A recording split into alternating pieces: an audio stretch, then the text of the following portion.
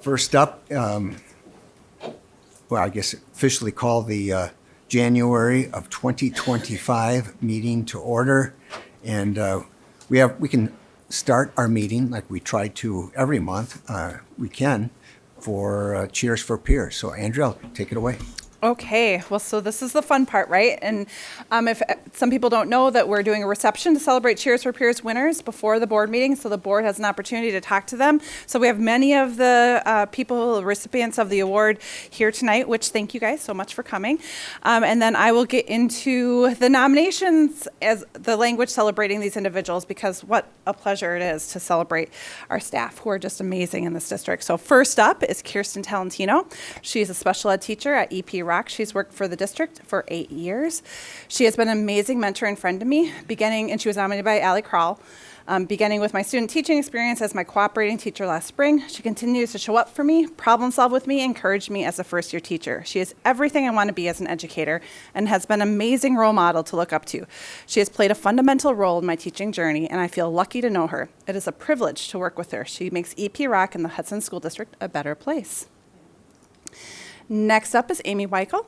Amy is a family consumer science teacher at the high school. She's worked in the district for 13 years. She has gone above, and nominated by Hannah Tim. She has gone above and beyond, leading the FCS department with three new FCS teachers. She is always a listening ear and a form of support. She especially has helped guide me in my first year teaching with providing resources, ideas, and encouragement. She makes this a positive and fun place to work, which we'd love to hear.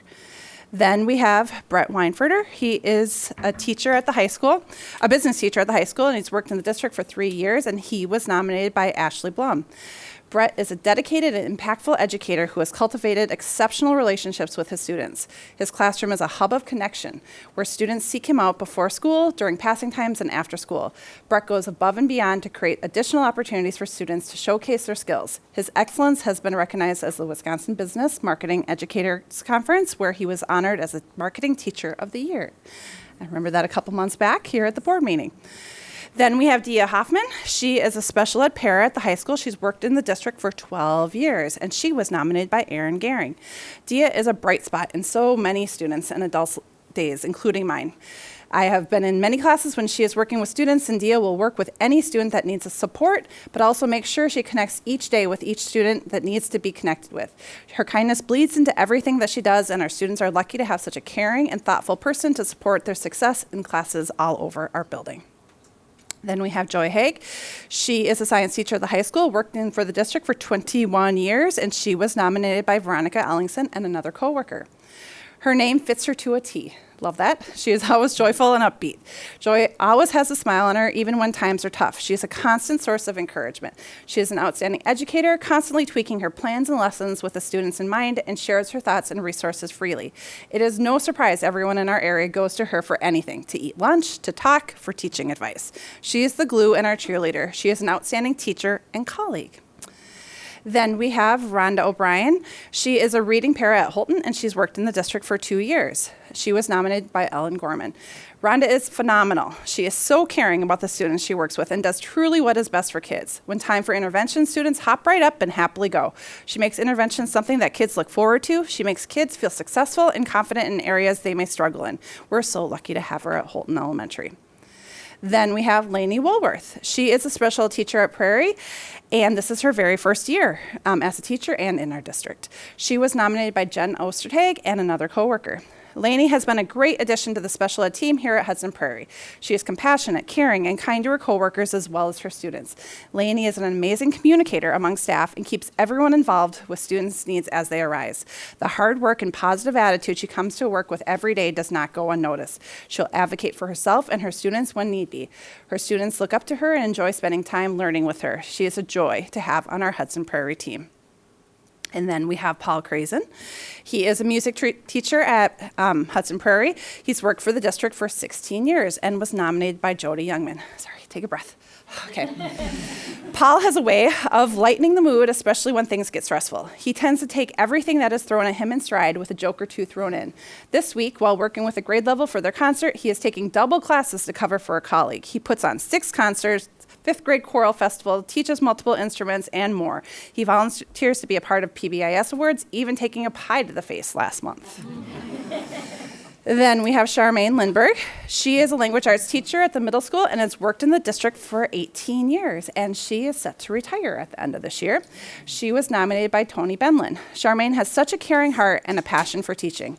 Working with her as I do has allowed me to see firsthand how she pours her heart and soul into helping her students not just grow academically, but also personally. She is one of the best examples I know of someone who teaches the whole child. As a colleague of hers, I know I can depend on her for creative idea to use in our classrooms, go to her for advice and a good laugh, and collaborate with her to find the best way to teach our students. Charmaine is a gem, and I'm lucky to call her my colleague and blessed to call her my friend. Then we have Erin Seitz. She is a reading teacher at the middle school and has worked in the district for 3 years. She was nominated by multiple coworkers. Erin is a wealth of knowledge on the best strategies and tools to help students of all reading levels, and she wants to be in the classroom whenever she can, helping all students.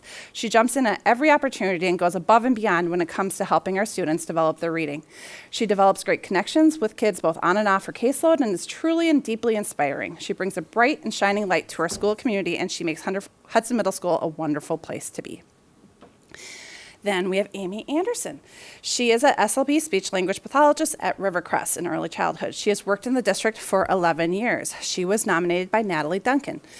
Amy has been an amazing mentor to not only myself as a student, I am her practicum student, but also new staff. She has welcomed questions and never makes you feel like you are a burden for asking them.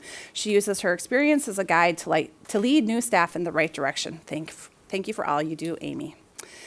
Then we have Adam Tulke. He is a music teacher at Willow River and has worked in the district for 3 years. He was nominated by Milena Weissman.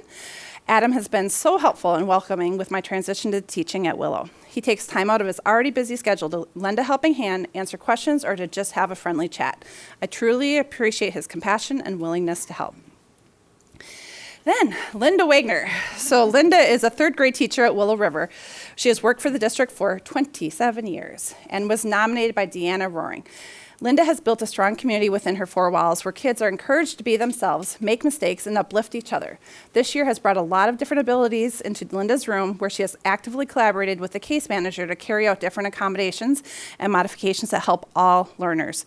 Linda sees the good in all kids and is willing to meet their needs. I am proud to work with her every day. Then we have Dan Weikerding. He is a head custodian at North Hudson and has worked in the district for 20 years. He was nominated by Kristen Ahrens and Sarah Zeza. Dan is always willing to help whenever he can and in a very timely manner. His attitude is always positive and is funny and kind. Our school would be lost without him. The cleanliness and efficiency of the building helps to keep everything running smoothly. We are very lucky to have him. He is always there to help with a smile and kind words. Thank you, Dan, so very much for all you do for the North Hudson and Holton elementary families. There's all the recipients of the Cheers for Peers Award. Important to note that we had over 100 nominations for this award, and we do very purposely try to pick different people every month, but I will say Dan is the first double recipient. So it's been a couple years, and he just keeps coming up as somebody that people are nominating. So I wanted to point that out, and we'll also be sharing with the board all of the nominations. As well as sharing with all the staff that received a nomination from a coworker. We share it with them. Some have asked for them to be anonymous, so once we do that part, we'll share them all out with you guys so you guys can read them in total. So these are just summaries of the nominations as I read through it. Right. Thank you. Let's give them all a round of applause.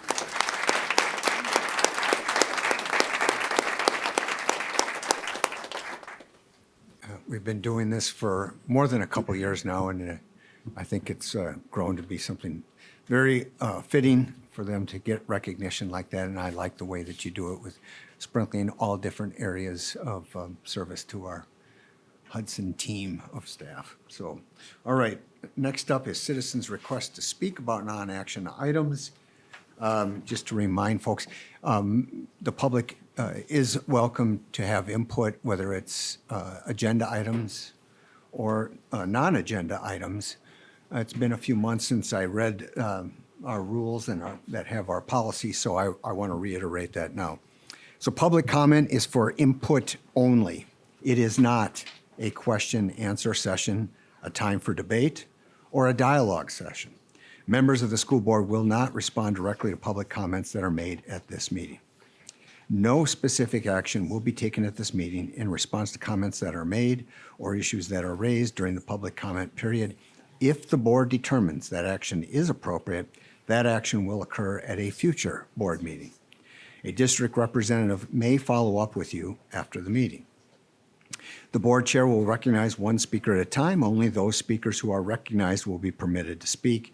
Individuals who interfere with or interrupt speakers, the board, or the proceedings may be directed to leave. Personal attacks on any individual, including any other speaker during the public comment session, are unacceptable, as are obscenities or profanity. Like I need to say that, but I have to. So persistence in making such remarks will end the individual's opportunity to address the board and may result in the individual being directed to leave. So that's just kind of a summary. With that, I would also like to add that anyone who wants to give input to the board can do so in writing, and you actually have an opportunity then to have some more immediate feedback, so to speak.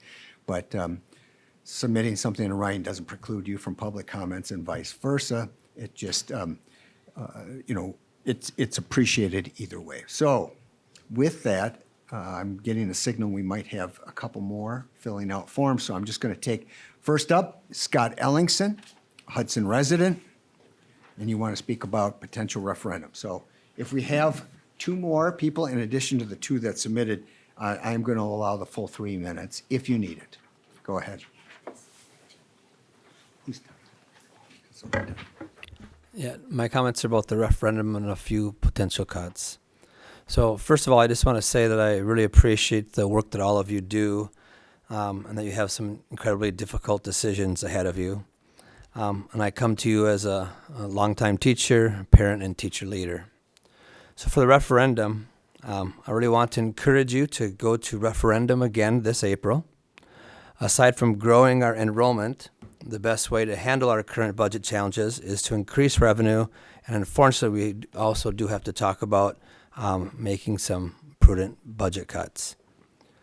Yes, the community has spoken twice on this issue, but I believe that we can do an even better job making the case for the referendum. I personally, and hopefully other teachers that I work with, educators, will do all that we can to help have a strong, active, and diverse yes committee. A 7-0 board vote would send the strongest message to the community. The board's persistence on this issue is consistent with its fiduciary responsibility to make Hudson schools successful. So a couple of comments about a few potential cuts. Closing Willow and Holton. At our last board meeting, Bob Bauman talked about the context behind each potential budget cut. It's important that all Hudson families know that if 1 or 2 schools are closed, it won't be just Willow and Holton families that are impacted. All families and all buildings could be impacted due to the impending rebounding that would be needed. A few years ago, in the Hudson High School auditorium, we heard the emotional stories and context behind the potential closure of Willow and Holton. Personally, as a former Willow parent, I would encourage you to explore every creative option to keep both schools open. Maybe Holton could be a magnet school. Mention has been made about Willow being the 4K center for the district. Working to increase 4K enrollment and expanding all-day options could increase much-needed revenue.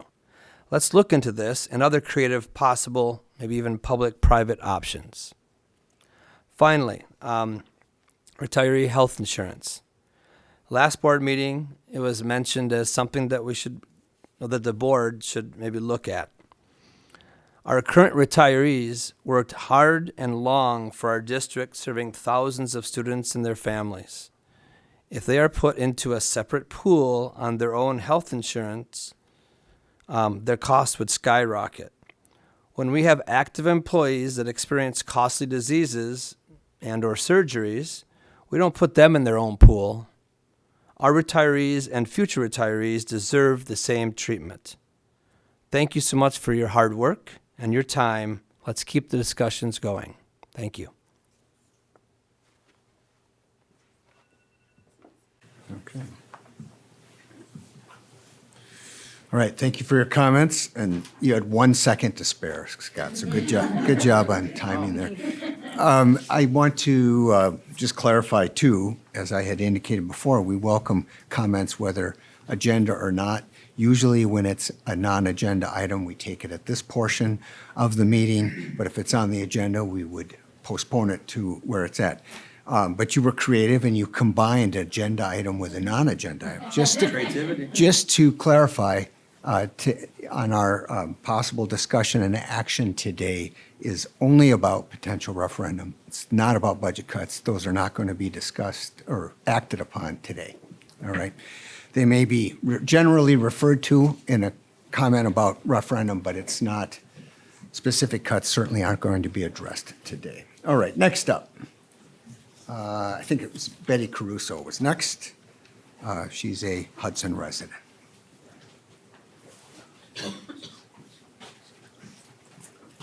Hi. You have 3 minutes. Thank you. I don't think I'll need it, but I'm Betty Caruso. Wasn't really planning on saying anything tonight, so I'm not really prepared as good as Mr. Ellington was.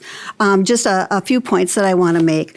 I'm a finance director for the last 30-some years of government, so I know how hard it's been for you guys to come together and define budget cuts and how do you approach it, especially when your biggest portion of your budget is personnel.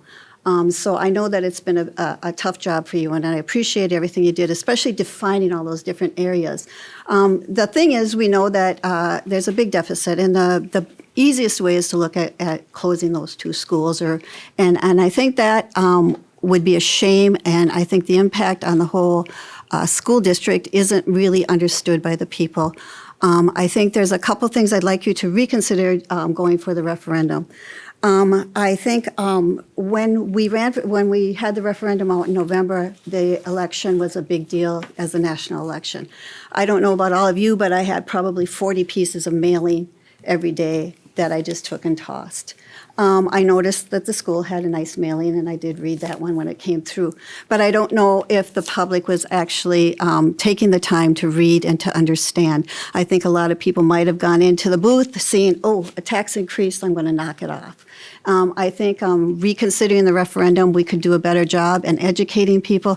If it's going to cost me $20 a year to $25 a year for a $400,000 to $500,000 home, please, I spend that at Starbucks. So I don't think if people understood the impact it was going to have and how much it really is out of their pocket to keep things in a better situation, to keep our schools operating on a fine level that they are.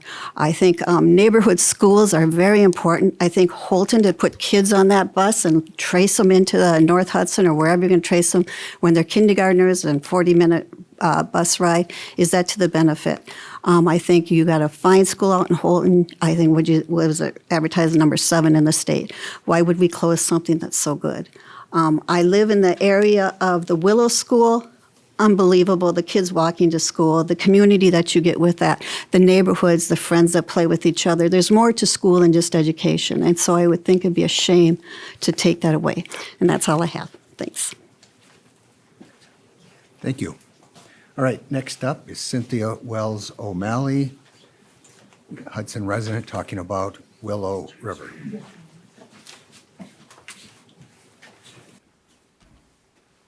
Hi, my name is Cindy Wells O'Malley. I live in 3rd Street in Hudson. My background is I'm a social worker and a program evaluator for United Way. I had allocations, decision-making for $10 to $12 million annually, including evaluating approximately 1 to 150 programs each year. So I completely appreciate all the work and consideration you have put in your budget. It must be a challenge for you. I live on 3rd Street. I've lived on 3rd Street for 40 years. I would like to also agree with Scott and Betty in terms of the topics that they brought up. An additional $20 a year, if that's what we're looking at on 3rd Street or in our area, even if it's $50, we spend more on that on Halloween candy. I'm sorry, people. I see a lot of cats and kids every year. But it's that would be something I would want to invest in. These are my kids of my future. And also, for a time period, I worked for the St. Paul Public School District. I worked in a school that half of the children were bused from other parts of the city, and those children did not do well. They were confused, they didn't have a home place, they didn't have their buddies, and they were scattered. If we can avoid that, if there's something that we can do as a neighborhood to enrich our neighborhood and to help the school district, I would gladly do that, and I would put my dollars behind you. So thank you for your time. I appreciate the challenges that you have, but I hope you consider it. Thank you. Thank you. All right, and then next up is Colin, and it's either Marnock or Marnach. I'm not sure which, but The first pronunciation was right, and there are very few who get it right on the first try. So I appreciate it. So my wife and I are parents to 3 boys in Holton. I think that it's really important to keep in mind that neighborhood schools are extremely important, and I would echo many of the things that the last couple folks have said, and they were very articulate in saying them. I think one of the reasons that we're here today, we've cited lower enrollments, and I think it was not much more than 10 years ago or so that, and my wife and I have lived in Holton for 3 years now. So I understand that there was some type of research that was done on populations at the time when the high school had its improvements. And that data then showed increasing populations. And we're only 10 years later, and I would imagine that those forecasts went out 5 to 10 years. And now we're showing declining enrollments. My concern is that populations are cyclical, and shutting these schools down would potentially be short-sighted. In addition, some of the other options, if the schools get shut down, looking at K through 2nd, 3rd through 5th, depending on the school, where the schools might be. Our boys are 2 years apart, and we find it very valuable for them to share the same walls at periods of time throughout their schooling. So to have one leave the school and another enter the school and another leave the school while another one enters the school is sort of disheartening as a parent who looks forward to their child attending an institution that is so well thought of, and part of the main reason that we sought out the north side of Hudson to live in. I've also found data supporting the fact that referendums that are on ballots at the same time as presidential and congressional elections statistically have a lesser chance of passing because of voter fatigue that another person mentioned as well earlier tonight. So I'll finish by imploring you to vote for another opportunity to put forward a referendum to give this community another chance at voting in favor of this. And this time around, I can say very specifically that I will do my part in getting people out to vote and helping them to understand the value of keeping these schools open. Thank you. all right, thank you for your comments. Now we move on to the report section. We have 7 reports, and first up is Bonnie, and we have our annual audit report, and the folks from Cliff Larson Allen are here. Yep, so Jonathan Sherwood is here. He is our auditor, and also Tracy Lewis is our finance director, and they are going to present the audit for the 23-24 school year. Did that turn on? I don't know, is it on? I think it's on. It was on? Up is up. I think that's up. All right, All right. I think it's on. Technical difficulties right off the bat. Thank you. All right. Thank you for having me tonight. My name is Jonathan Sherwood. I'm a principal with Clifton Larson Allen. I'm responsible for organizing the field work, pulling together all the amounts and disclosures within your audit report. So obviously, as in years past, I've prepared just a 2-page audit summary. So I'll save you some of the headaches of going through the 100-plus page audit report. And we'll just kind of go through some high-level amounts and disclosures, a few comments along the way. I did receive some comments from a board member already, and I'll work those responses and call that out into my comments here. But if there's anything else that pops up and you'd like some maybe additional information on, please stop me along the way. I'm happy to go through just about anything. If I can't have the detailed information off the top of my head, Tracy's here with me, and also we have Bonnie as well, so I thank you for that. But before I get started in that, I do want to thank the School District of Hudson's finance team, all the various department heads that we work with in terms of pulling together the audited data. There's some kind of off-the-wall, obscure compliance-type requests that we're required to look into. So we appreciate the due diligence and the promptness in those responses throughout the audit process. So thank you to all the staff on that one. Starting off my comments here for you on our two-page audit summary, just the independent auditor's report or the opinion. As I mentioned before, the 100-plus page document that is the audit report, there's only basically 2 or 3 pages that really belong to, quote unquote, belong to CLA, and that's our auditor's opinion. The rest of the financial information is that of the district. So what we do is we pull the amounts and disclosures together, and we issue an audit opinion over them. And we issue what's known as an unmodified opinion, which is also known as a clean opinion, basically stating that all the amounts and the disclosures within are free of material misstatements. So it's the highest level of assurance that we're able to grant over financial statements. It's what our goal is. DPI won't accept anything less than that. So we're happy to report that we are able to achieve such opinion.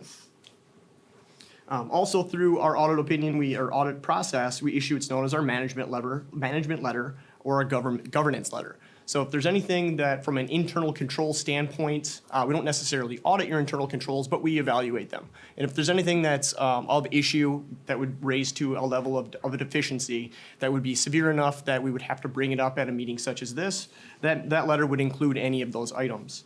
We're happy to report that in fiscal year 2024, there were no findings to report. So that's a very impressive feat. A lot of the districts in western Wisconsin will at least receive 1, possibly up to 3 comments, which are fairly routine in nature. But School District of Hudson does not have any. Also, through our audit work, we're required to perform what's known as a federal single audit, which is a compliance audit. And along with that federal requirement, there's also some state compliance that goes along with it as well.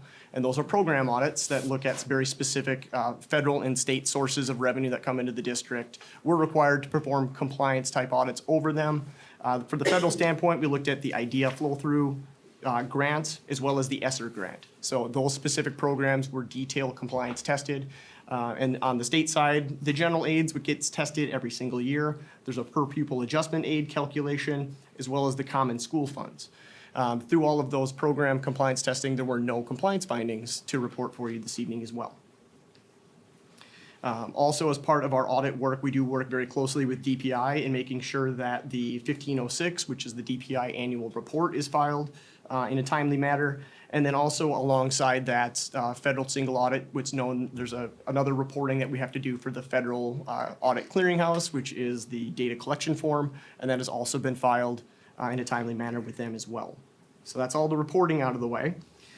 The next section that I'll jump into for you is financial results, starting with your general fund. For the purposes of these, the facts or the numbers that you're seeing here, as a reminder for you, this is both Fund 10, which is typically known as your general education or your general fund, as well as Fund 27, which is specifically called out by DPI as a special education fund. So the purposes that you're seeing here of all the amounts up on the screen, Fund 10 and 27 have been combined for reporting purposes. So we have a 4-year trend, which is just, again, just to highlight some things just over that 4-year period of time. If anything really jumps off the screen or jumps out of that, out of norm, for instance, I can call out a couple of just trends in different things for you just to report it back for you. One of the questions that I had along the way is you will notice a couple of items up there. These are balance sheet items, and your balance sheet is as of 6/30/2024. So it's a shot in time or a period in time. You will notice that there is both a due from other funds as well as a due to other funds. One of the questions that we got is that I'll respond to you for this evening is why is there both? It's basically for the purposes of reporting, we're following DPI's year-end reconciling items, for lack of a better way of describing it. So what this is representing is the general fund, again, 10 and 27 activity, as well as how it relates to Fund 73, which I can comment on later, which is your OPEB trust, the other post-employment benefits. So the due from amounts that you're seeing here is what the OPEB trust basically has to refund back to Fund 10 and 27. And then the due to that you're seeing down below is the liability, is the year-end contributions from 10 and 27 that need to go into Fund 73 at the end of the year. So typically, in most places, it would be very common to net that activity together and show, where am I coming out at? And it does net to a liability of like $83,000 or whatever it ends up being over to Fund 73, the trust. But just the way the DPI formula lays out, it's much easier to reconcile on a year-to-year basis, which has been the case. You can see we've reported both of these items for a number of years. It's just a year-end reconciling item. And truly it is the end of the year, the amount that's due from the trust, because Fund 10 and 27 do pay those benefits out. And then we reimburse, quote unquote, ourselves. The trust reimburses the general fund for those for those amounts at the end of the year. And then we're obviously then turn around and we have to then refund the trust for future activity. So that's why it's kind of going in and out, and it is at the end of the year. Other financial highlights then for you of what is the fiscal health of the overall district for the most part.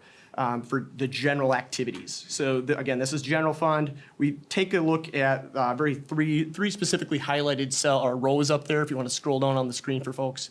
It's taking a look at your fund balance, which is also your year-end reserves. Your year-end equity is another way of saying it, or net position. For the purposes of governmental finance, we refer to that as fund balance. So your fund balance falls within a number of categories here. And if you just want to boil it down to how are we doing on paper, what is the true reserves at the end of the year, we take a look at that unassigned fund balance row that's highlighted. Those are the true reserves which are meant and set aside for future unbudgeted shortfalls or unexpected things coming up. So from a standpoint of computing a ratio and kind of interpreting what that $32 million is at the end of the year, you take that and you compare it to what the general fund expenditure balance is. So the total expenditures for the year was just over $82.5 million to operate the general education of students and operating the district. You compute the percentage of unassigned fund balance to total general fund expenditures, and that just gives you what, as a percentage, how much of district activity could you basically finance just straight off of your reserves. So that's usually a measuring stick to figure out how well the district is doing. The district does have a fund balance policy that the unassigned fund balance should be between 25 and 30% of general fund expenditures. So you're definitely meeting that, the minimum side of that of at least 25%. It is in excess, just slightly to the 30% of general fund expenditures. From an outside industry perspective, from a third-party reviewer of your financial statements, such as an auditor, the industry target is typically anywhere between 25% and 33% as a minimum standard. And having a fund balance that's about that approximates that range does carry a number of benefits, which are also highlighted in your district fund balance policy. Number one is no short-term borrowing needs are needed to, short-term line of credit, for instance, which is very common for school districts due to the cyclical nature of when state aids, federal aids come in versus when property tax collections throughout the year occur.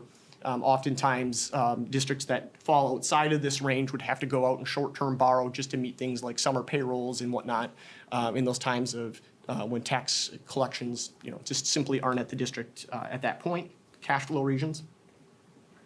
The other benefit is to cover just unbudgeted or kind of emergency type situations where you need to have some fund balance there just to cover those unapproximated expenditures. The other major benefit there is to respond to any state or federal budget uncertainty. I know that that's a very popular one to make sure that you build up a little bit of a fund balance in order to cover some of those short-term deficits at that point. And then lastly, it does give you flexibility in financing. If there's any capital projects or whatnot, you can then potentially not have to borrow or use up some of your debt limit if you would need to do that. And it also then benefits the district in bond rating. So obviously, if you have a little bit more of a reserve there, you'd be receiving much more favorable bond repayment terms in terms of either bond length or interest rates being charged there. So overall, the 38.9% from an outside perspective, the district is fiscally healthy. And then in terms of what you're looking at in your budget to actual numbers, which is found in the audit report, that $82.5 million in total expenditures comes within 2.2% of budgeted expenditures. So your budget to actual is very close. And that just goes to the budgetary prudency of the district. So you're budgeting very prudently and following that budget when necessary in order to achieve a fiscally healthy status there. Any questions that I could respond back to in your general fund?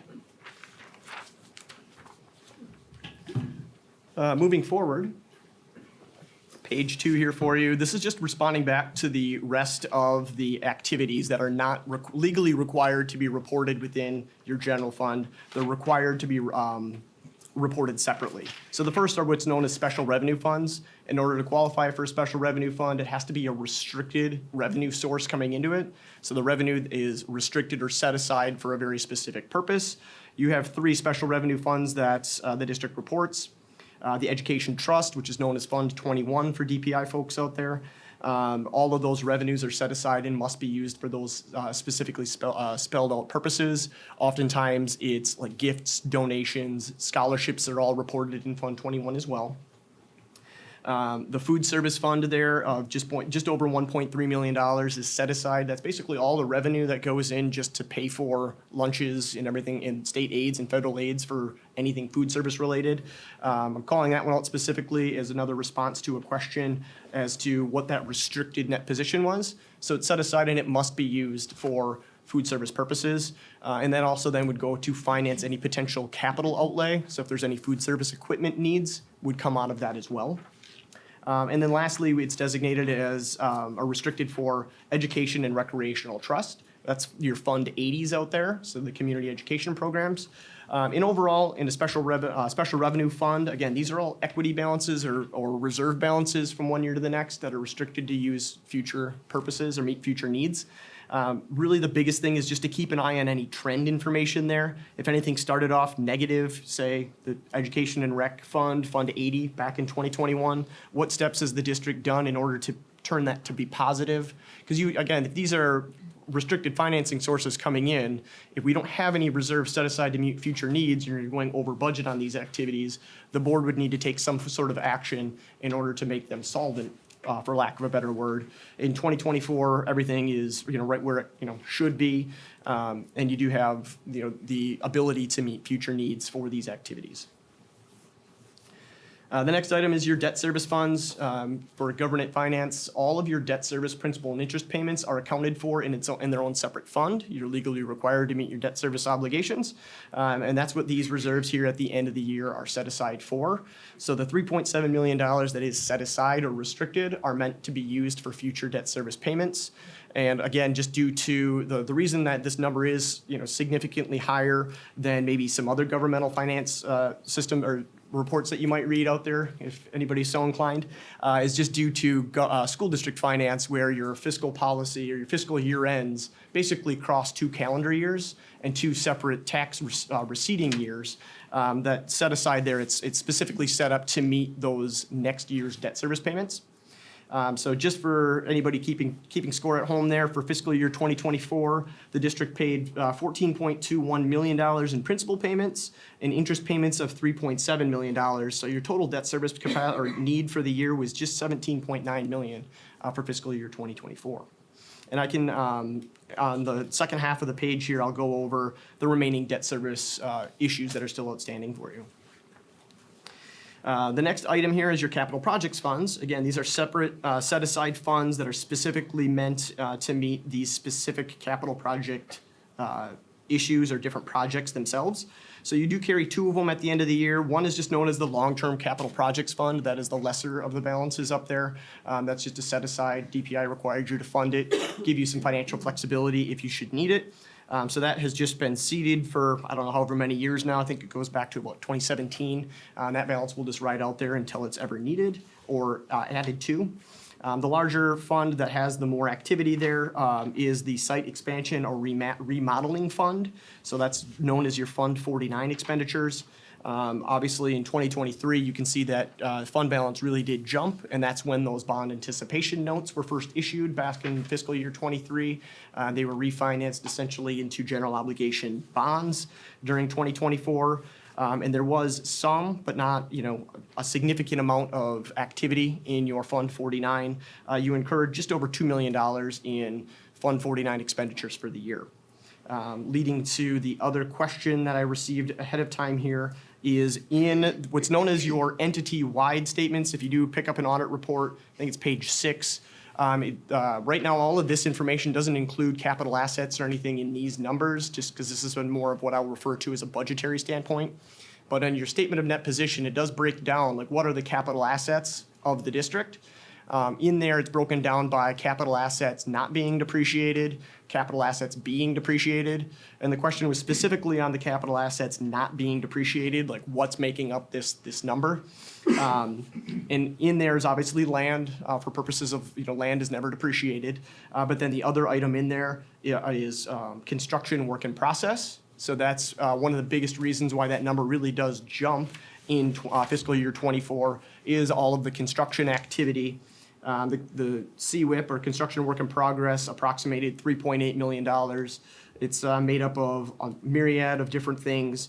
The construction, obviously, phases 1, 2, and 3 is kind of how the Market and Johnson invoices are laid out. So hopefully that's fairly common nomenclature for you all up there. So that approximated, well, let's see here, I think $2 million. I'm trying to think here. I'm sorry. I think it's about just over $2 million in construction phase 1, 2, and 3 expenditures make up the CWIP. And then the remaining is 2 roof projects as well as a chiller project. So that's what approximates your CWIP balance at the end of the year. All right. We got some small chicken notes on the side of my, chicken scratches on the side of my notes here, sorry. All right, and then moving forward, the last item I'll discuss in brief for you here is your long-term obligations. So you've got all the long-term debt obligations that are out there. To cut to the chase, you do have a statutory limit on the amount of general obligation debt, which is fully supported by tax levy. So statutorily, you do have an equalized limit or equalized value limit of 10% of all equalized value within the district. From a school district standpoint, in the state of Wisconsin, you're virtually never going to bump up to the maximum statutory requirement. I very infrequently see a district that has more than maybe 25 or even upwards of 30% of that total limit ever being used at one time, just because, financially or just the way the numbers break down, that would just be a tremendous debt level. So when you're looking at all of the debts that are laid out there, again, the debt level is only on that GO, or that general obligation debt. In of that statutory limit, you're only using about $83.8 million of your total debt limit, which could potentially be $694 million, excuse me. So you're using up currently just about 12.1% of that debt. From a standpoint of long range, going beyond the scope of our 4-year comparison, the district did peak at 22.3% back in 2017, when I believe that year was about a $72 million issuance for the high school and that related work. So that's the greatest percentage of your debt capacity that you've carried within the last 10 to 15 years, is, again, back in 17 of 22.3%. In terms of what's still outstanding out there, just for everybody keeping in mind of just knowing when some certain debt would potentially fall off, for the general obligation bonds, which according to our table here, you've got just about $77.3 million in outstanding GO bonds, with the addition, if you look at the 2023 column, that $29 million bond anticipation note was refinanced to a GO bond. So that's the cause of the jump in 2024. Those bonds, there are essentially 3 issuances that are outstanding. $2.5 million will fall off by the fiscal year 2027. $55 million will fall off by 2036. And then the remaining $19.8 million will fall off by 2043. In terms of the general obligation note, there's $6.4 million outstanding, and that is all remaining in one issuance, and that will fully mature by 2027 as well. So in a nutshell, that's kind of the overall aspects of the district. Again, I'm happy to take any questions that anybody might have. All right. Anyone have any questions for our auditor? All right. Good. Thank you for your questions in advance, Well, by the way. I'm pleased to report that no one died of boredom from your report. And we like boredom because we don't want to be startled at all by any of this news. So thank you for the positive report. Appreciate it. No problem. Thank you. Thank you. And I won't take that comment personally. And I did read all 101 pages. Yes. That's good. Thank you very much. I appreciate the summary. All right. So academic and career planning, Dave. Yep, thank you very much. I'm going to invite a team up here, and I'll have them introduce themselves in just a minute. But first, I'll provide a brief overview. So academic and career planning, or ACP, is a really important initiative that we've been working on for a while, but I would say that we've revitalized it in the last year. It's really important work, and we have a little tagline there, empowering Hudson students for their future, and I think that says it all. There'll be some details, obviously, but the idea is that we want students, when they come into our system, we want them to learn about themselves, we want to learn academically, and we want them to see a bright future ahead of them. Academic and career planning is a process that allows students to see a bright future and see opportunities. We never want ACP to be perceived as something that funnels kids to a predetermined end. Instead, it broadens their futures and opens doors. You're going to hear a lot about that from the team. I'll have them introduce themselves and provide some detail. I'm Laura Menarchek. I'm the Assistant Director of Teaching and Learning. And you can go to the next slide. All right, so here's our definition of academic and career planning, but I'll just talk a little bit about it. It's an exciting opportunity to bridge classroom learning with the possibilities that lie outside of school. It helps students uncover their strengths, explore their passions, and connect their education to real-world opportunities, while also engaging families in a shared sense of purpose and excitement about their child or children's future. Through thoughtful collaboration between schools, families, and the broader community, the process equips students with the tools and confidence to navigate their unique paths. So as you can see here, academic career planning is a fluid approach across 4 key phases, which provides clarity and purpose, but also ensures adaptability as students grow and discover new opportunities. Some students know exactly what they want to do outside of high school, while others explore and move between these 4 phases. Whatever the case might be, academic career planning supports all students as they learn, explore, plan, and grow. I'm Sarah Engstrom-Wide, the virtual coordinator for Hudson School District. And this visual up here tells you a little bit about why ACP matters. And I think it also really encapsulates the statement about wanting to broaden perspectives and open doors for all students. So as you can see, we kind of flipped the triangle here for you to demonstrate that in elementary school, we're really providing that universal introduction for all students to see that what they have that they like, what their potential futures could look like. And they do that through opportunities like life skills, lessons with their counselors, and our wonderful opportunities such as junior achievement with community members. Then in middle school, we start to see it widen just a little bit as students are introduced to different pathways and take interest inventories at the middle school. They use things like our Zello matchmaker and complete a personality inventory. They also have lessons with their counselors through their exploratories. And then in 8th grade, of course, they get to start selecting some electives to hone in on potential interests that they have. Finally, in high school, we see even further opportunities that are differentiated as students help to build their unique plan with the support of their families and the adults around them. We have so many things. I could probably go on and on for hours about what happens at the high school. I think we have amazing opportunities for our students. And they're able to explore interests both within the core and outside of the core classes. Our 8-period block schedule really does facilitate that. Students are able to take a plethora of various electives, and they are also able to do things like get industry-recognized credentials, engage in work-based learning, virtual courses, advanced placement courses, and so on. So we want our students to feel like they have many choices ahead of them. Maybe they do have that one specific thing, but we want our students to really feel like the sky is the limit, and we've equipped them to explore all those opportunities.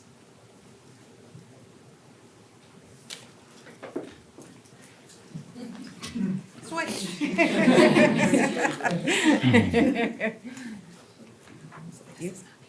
I'm sorry. That's the switch back. It was a test. Okay, I may have failed. So ACP upgrades in 2024-25. So this is just a quick list, which obviously you can all kind of review that quickly. But something that we did was we convened a district-wide ACP team that includes these members as well as several more. We created and established baseline data with a district-created rubric that we had our teachers use. So that has helped us to establish some annual long-term goals. And we have initiated individual conferences, and you'll hear more about those. We have launched our course planner in Zello for students to be able to start planning their 4 years out at Hudson High School. Created exploratory lessons co-taught with counselors at middle school level. Held a really exciting ACP night and family engagement during our conferences, as well as opportunities to explore co-curricular and extracurricular activities with that ACP night. So many wonderful things for our kids going on in the district. And I'm Jessica Seiler, one of the counselors at the high school. And if you want to go to the next slide. So for us, the importance of making sure that we are a partnership with our families, I think this just really embodies our uniqueness to our community. And we know that it takes a village to make sure our students and our families are well taken care of. So we have lots of opportunities for our local businesses and real-world experiences through some volunteer opportunities with Test Drive and Junior Achievement, BizTown. We know that not everything that goes in backpacks comes home, so a lot of opportunities for those things that, again, we get to talk with students about, but not always do we get to see the faces of our families. So making sure that we have those night events that we can really get out and, again, communicate with everyone at the table so that we're all in the know.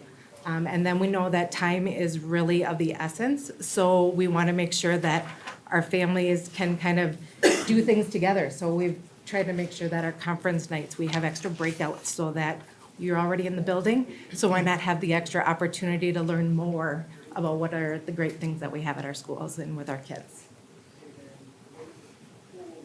And then next, so Zello, this is definitely one of my passion projects that we've been really working hard with, and this is what we use with students who are in grades 6 through 12. And again, the opportunity, as you can kind of see the little graphic, they have lots of opportunities where they start to think about different careers. So they do a matchmaker, they get to learn about their personality, they get to learn about just what makes me a good student, maybe what do I need to focus on a little bit more. It gives the opportunity for them to really kind of make that portfolio for themselves so that they can, again, hopefully take that into the real world and, again, make sure that they're learning what's out there for their educational opportunities after high school, because we know everyone has a different path and they might not know it from ninth grade, and maybe they're still learning it even as they're leaving our doors, but they know that there's lots of opportunities. All right, so my name is Nicole Bright. I'm one of the assistant principals at the middle school. So some of our next steps, Leslie Blaskotchik is the leader of our ACP team. She was not able to be here tonight because she is at the Western Wisconsin College and Career Fair that's being held right now at River Falls High School. So she is the Hudson School District representative for the regional ACP team.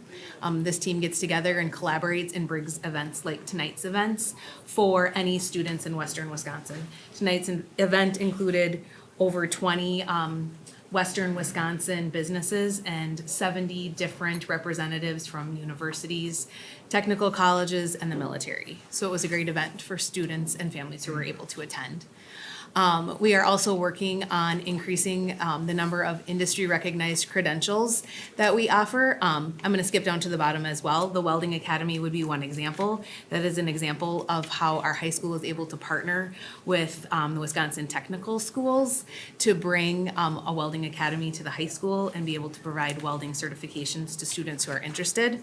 Along with that, several students receive certificates in certified nursing assistant, OSHA 10, automotive service excellence, and continuing to grow those, especially looking in the medical field and in childcare. Also continuing to integrate both curriculum and extracurricular activities, we've already talked about bringing our co-curricular and extracurricular student members, advisors, coaches, to be at ACP night, at conference nights, to be able to really promote their clubs, their sports, their activities, and to be able to give students other opportunities outside of the classroom to explore different areas they might be interested in. Continuing with professional development for our educators. Working with our Character Education Council on the character traits that we feel reflect the values of our community, but that we also consider to be employability skills, are kind of some of the next steps that we're looking at as an ACP team. Does anyone have any questions or? Any questions of board members? Molly is Yep, Mr. President. adjusting the mic, so. Of course I do. I love this so much. I have kids, 22-year-olds, one a senior in college and one not in college but working. And I just think being intentional about, as we move forward, we're trying to create good citizens and people who are employable, and no matter what they do, that they're good. You know, you have to be a good communicator if you're a stay-at-home parent. But I just think it's so great how we are really working towards that very directly, intentionally, and then including parents in that too, because so much of the time things happen with kids and you're like, what? Like the missing out on stuff and you don't always realize. And sometimes, you know, having the parent as the partner to maybe be the extra push, I think is great.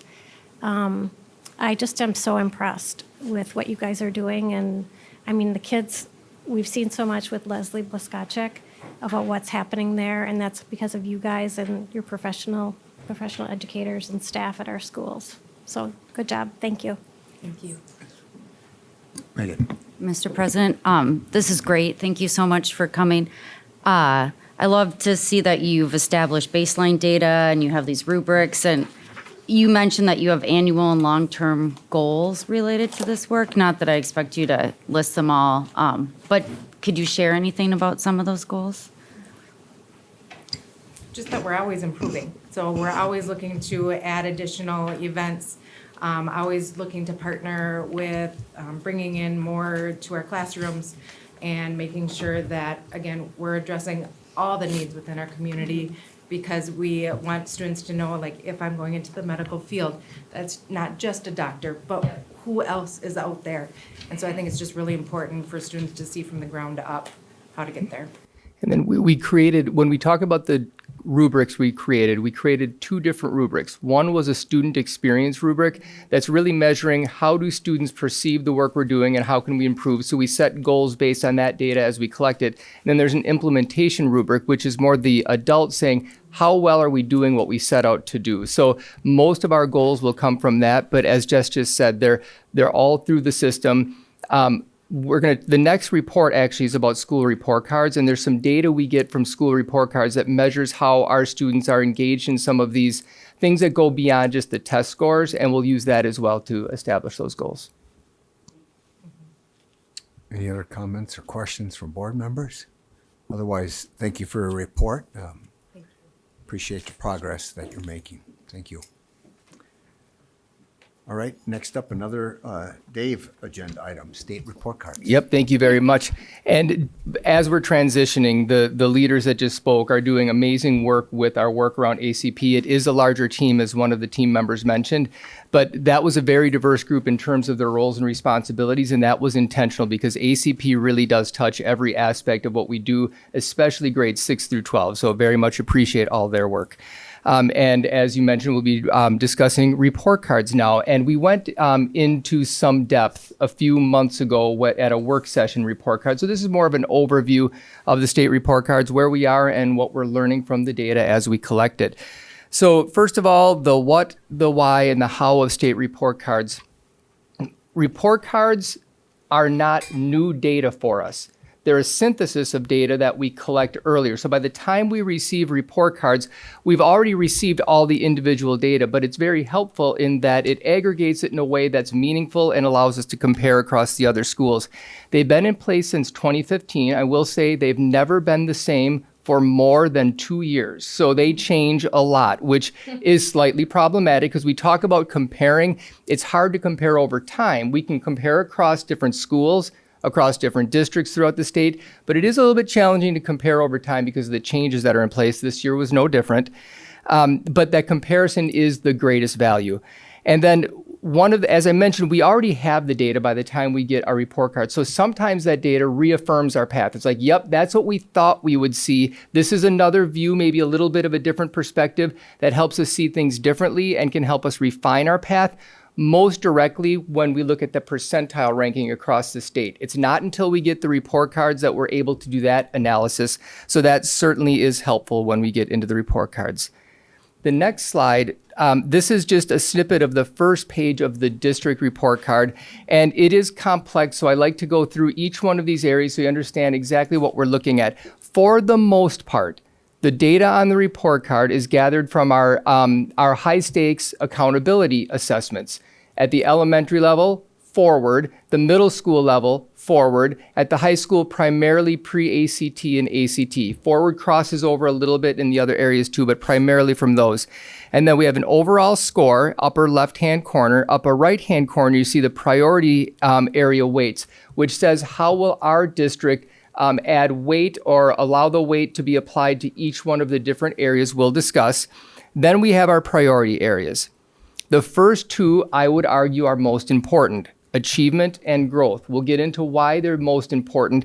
The others are certainly good measures, but they're the same data looked at differently.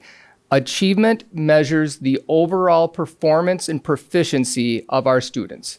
All of these are over 3 years, with the most recent year having the greatest weight. Growth measures the student performance from 1 year to the next. They're both very important. We'll get into why they're important as we go through the next slides.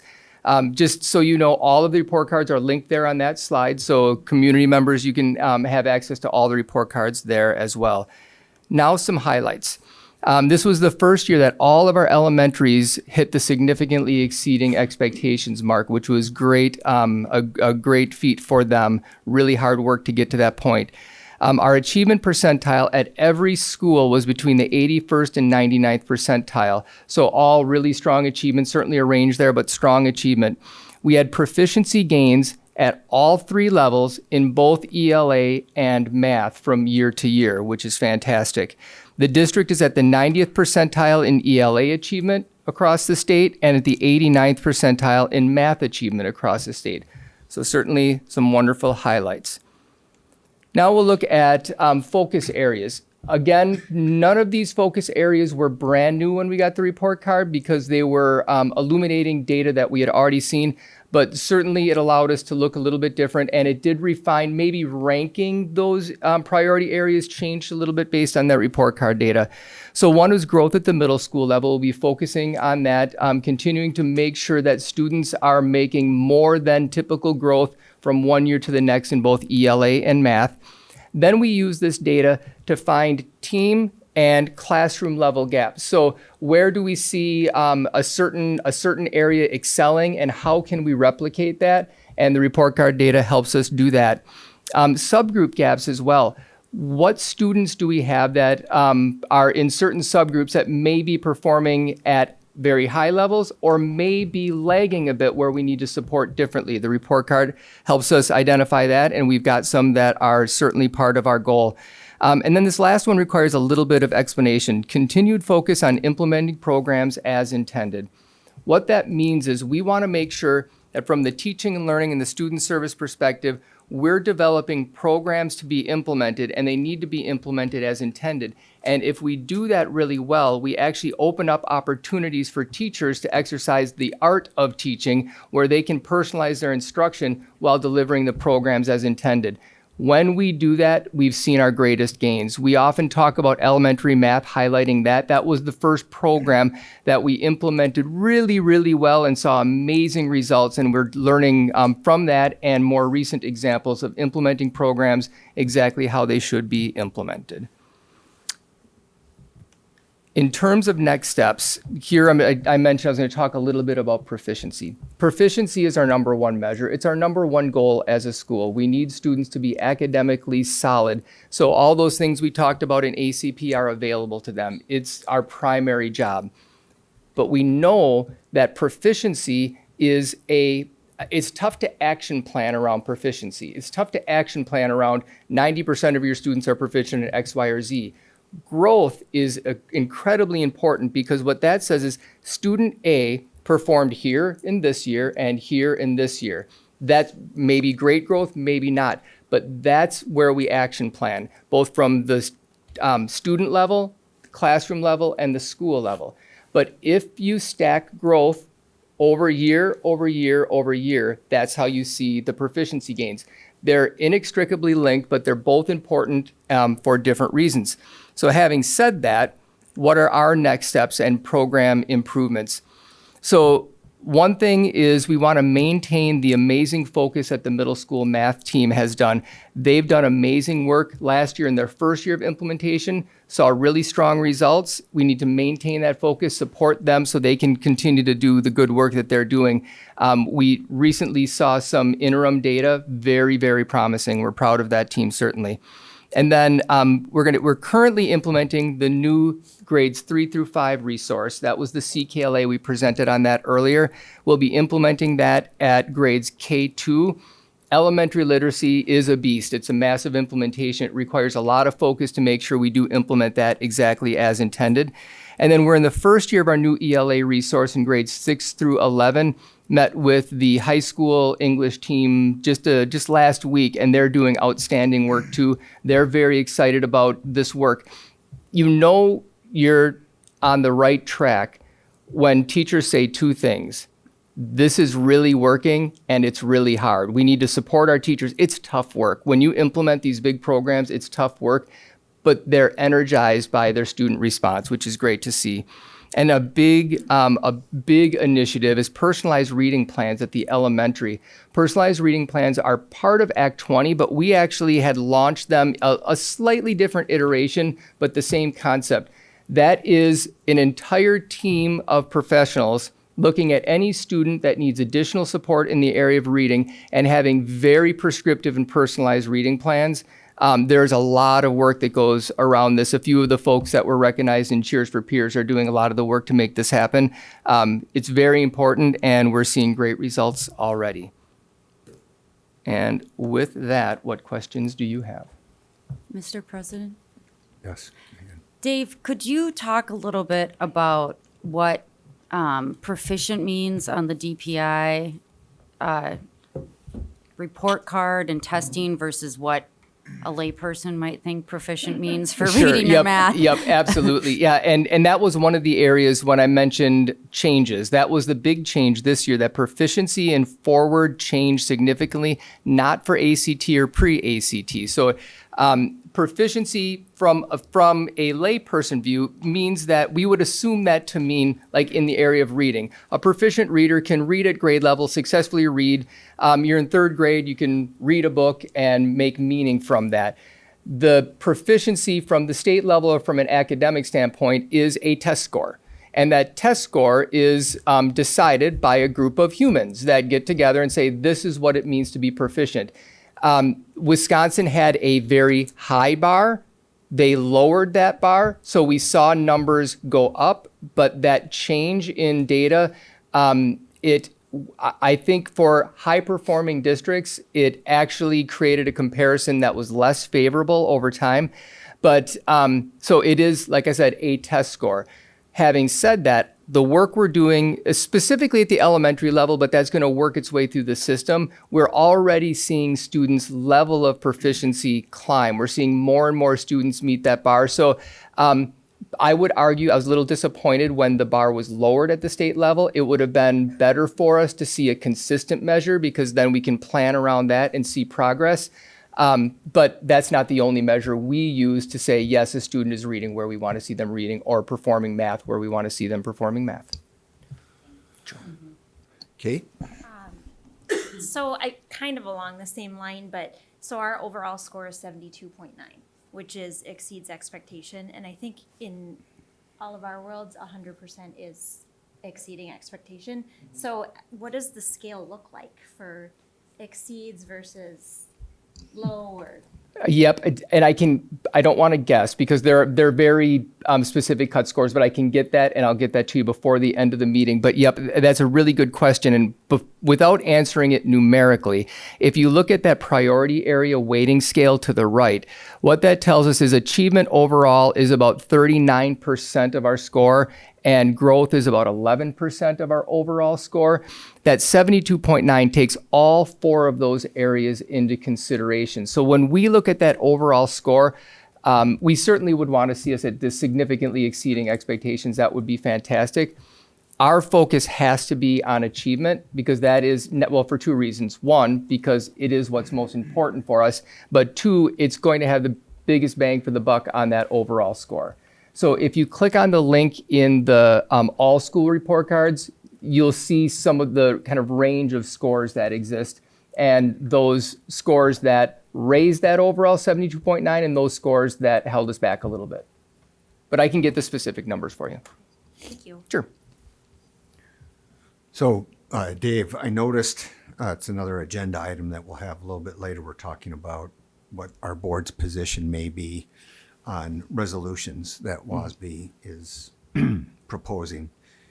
And You're going to have me weigh in on that or no? Yeah. Well, it's resolution number 9 or 25.08 talks about changing the report card so that it's on achievement only. What would be the impact on how Hudson stacks up with the rest of the state if we did that? Yeah, so if we would do that, we would know those percentiles would likely be where we'd see. So we'd be at about the 90th percentile in the state if we're looking only at achievement. And actually, we'd see the way this is recorded slightly higher because of the 3-year rolling average. The reason I'm in favor of that idea is it's very consistent. Certainly these other measures are important. I mentioned, well, I'll use one as an example. I didn't get into it much, but on track for graduation.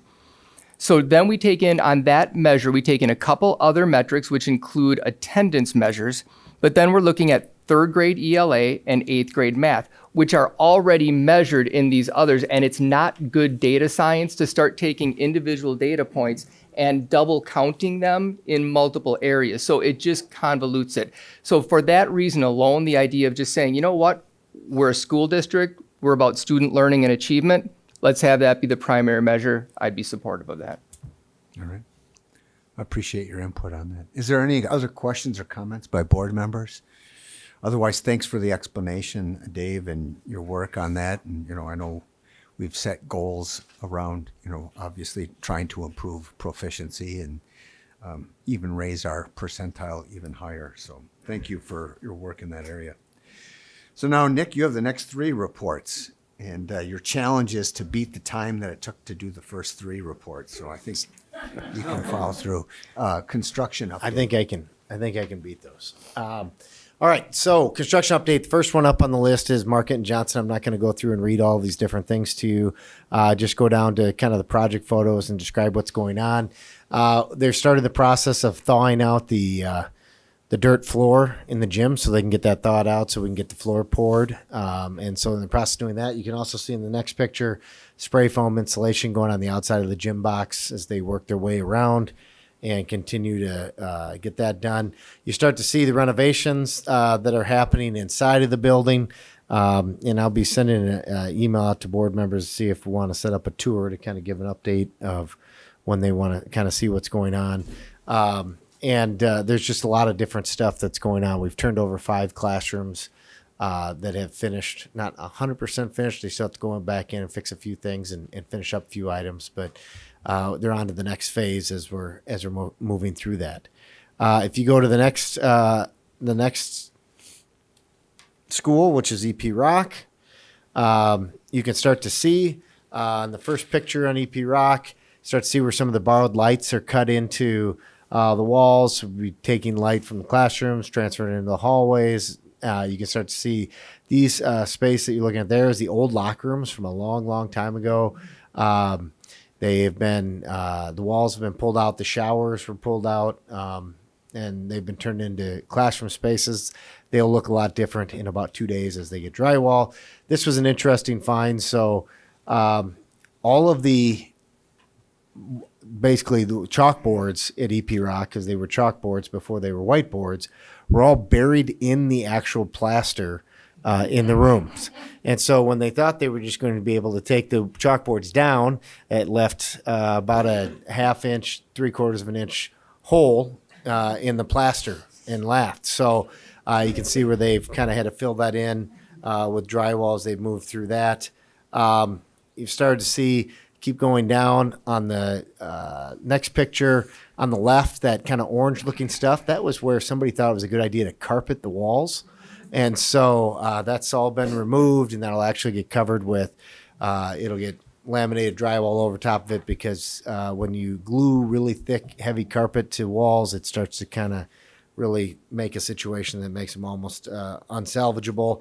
You start to see, as you go down, some of the new ductwork going in, centralized heating and cooling systems, and then towards the bottom there, you start to see where the hallways have been, the block has been epoxied to brighten the hallways up. So instead of having that kind of that brownish, dark grayish block, they've been epoxied, and they're starting to look good as you work through. You can start to see some of the pictures with the electrical being upgraded. Bathrooms, they're going through and starting to pull bathroom stalls and remodel some of those things. All of the bathrooms are being updated to ADA compliance in the buildings, and so that would be a good situation as we move forward. In the last building, the middle school, which just started not that long ago. First picture you'll see, we started cutting the borrowed lights into the common spaces, so it starts to match some of the additions that we put on.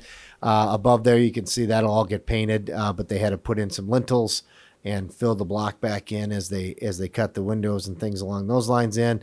This next picture is actually inside the bathrooms. They started to get ceiling grid in. They're getting ready to get paint done tile on the walls and getting some of those different components. Again, you can just see utilities that are being upgraded. Classroom ceilings get new lights, new ceiling pads. The grid is in great shape. There was no reason to pull all the grid down and take on that expense. So gets new ceiling tiles, so clean them up and brighten things up. The next, as you keep going down, you'll start to see some of the softening that's added into the house areas. That's already been painted, starts to mirror what you're going to see on the floors and the lockers and things like that, to kind of update the spaces as they're moving forward. They've started putting, if you keep going down, they started putting the ceiling grid in to get those things moving through. Just again, some more shots of kind of that house space. And you start to see how the classrooms are kind of open to the house space now, where they'll be able to provide passive supervision. Kids can go, we'll be able to be out in the house spaces, maybe working on in small groups on different things, while teachers can still see what's going on out there. And the locker setup will be quite a bit different. Just again, more shots of the same as you go through. Currently working with Market and Johnson on a variety of things. For the most part, things have been rolling along pretty well. Our at the middle school, a lot of what's happening is HVAC upgrades, and then some finishes upgrades out in the house areas and things along those lines. So pretty straightforward stuff. EP Rock and North Hudson are a little bit more challenging, as we had a condition at EP Rock in one of the main hallways. When they took the ceiling tile down, they found the exterior canopy overhang from the building, that one of the original parts of the building that was built. So it was it was a built-up roof about 8 inches thick of tar, gravel, and different things. And it took them the better part of about 2 or 3 days just to tear that out, that they didn't know was there. But it had to come out, otherwise we couldn't get any duct work through that space. It's amazing, when you start taking down ceiling tiles and things like that, what's kind of up inside some of those spaces.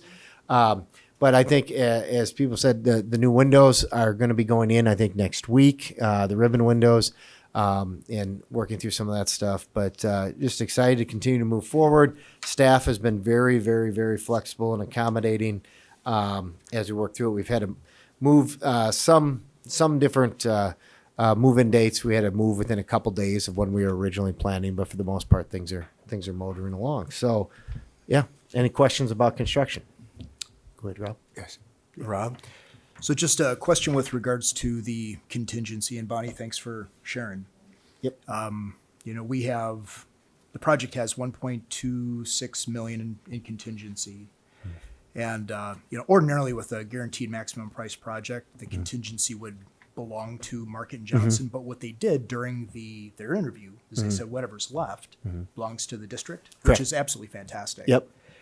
And so just from a tracking standpoint, is there a way for us to just maybe monthly get a list of, here are the change orders, here's the 1.26, and here are the deducts? Yep. Because it'd be, if we as a board are looking out for, the taxpayer and stuff, and just for our own edification, I think Yep. it'd be Yeah, we put it together because Bonnie's tracking it very closely because they have to go through a change order request process and then a formal change order process at the end of the month where they wrap them all together. So they can't just utilize the contingency as they see fit. It actually needs approval from the district. That's awesome. And the same thing is certain allowances that we had built into the project, same type of thing. It's being handled the same way contingency would be handled. That need, in order to utilize the allowance, it requires basically a change order request to be approved by the district. So, we can absolutely do that. We kind of started off with the slow start. The two out of the three buildings just started last month, so everything's kind of in the rear. So we should be able to have some more reports for you on that. In North Hudson, out of the gate didn't have a whole lot, but yeah, we can start putting that together and putting it into a report for you for your work sessions, so you can go through that. Absolutely. Yes, Bob. Nick, can you speak just briefly? I know we are still on our original schedule pretty much for everything. Correct? That mic's on. But also I've heard from people. Your mic is on, but not plugged into anything. So, yeah. Tim would rather have me not speak, and that's just his way of enforcing his. So nice. So if you could just speak very quickly about, I've heard some talk in the community about the district office, this building here. Yeah. When will that construction start? Yep. Just because I know we've talked about it, but this is for the public's notice on how. Yep, absolutely. So, district office pieces at the middle school doesn't start until this summer because we're using that space as swing space as we work on the different other areas of the middle school. And anticipating that this building will be sold sometime in the next 6 to 9 months. And then when this building is sold, then we'd move into the new space over there. We're still on track, timeline wise, with Market and Johnson of the projects finishing on time right now. And we're feeling, knock on wood, feeling pretty good about the budgets. Our goal is to bring them in, on or definitely under budget if we can, definitely on budget, but we think, we're hoping that we can bring them in under budget as well. So that's our goal. So you mentioned 6 to 9 months, but the projected time when we want these finished is before school starts in the fall, right? Yep, absolutely. And when I was saying, 6 to 9, that was more district office related. But yeah, all the other ones, I think they have a move-in date somewhere around the middle of August is when they're supposed to be ready and be done. There's different phases that are turned over at different times. So the middle school picture you're looking at right now, that picture was taken last week. That space is going to be turned over to us in 2.5 weeks. It moves very quickly when you start getting to finishes and things along those lines. So I look forward to getting that tour so Yep. we can see the progress. I happened to be in North Hudson recently, and it's amazing how tall those walls are. On Yeah. the new gym. Absolutely. It creates a new landscape in that neighborhood. So. Yep. All right. Next up for your reports is update on strategic planning. Absolutely. So there's not a handout for this one, but I know we had a request for update on strategic planning. We've been working with CISO as a planning partner on our strategic planning. And as we get ready to create our next 5-year strategic plan, the kind of that first piece of that was our community conversation that we did last April. And so what we're working with CISO on and our administrative teams are working on is how do we operationalize what the community said they wanted to see out of their schools. And so, and I know our consultant that we've been working with, I think, interviewed each of the board members individually or had a scheduled call individually to make sure that she's capturing what the board's direction in as well.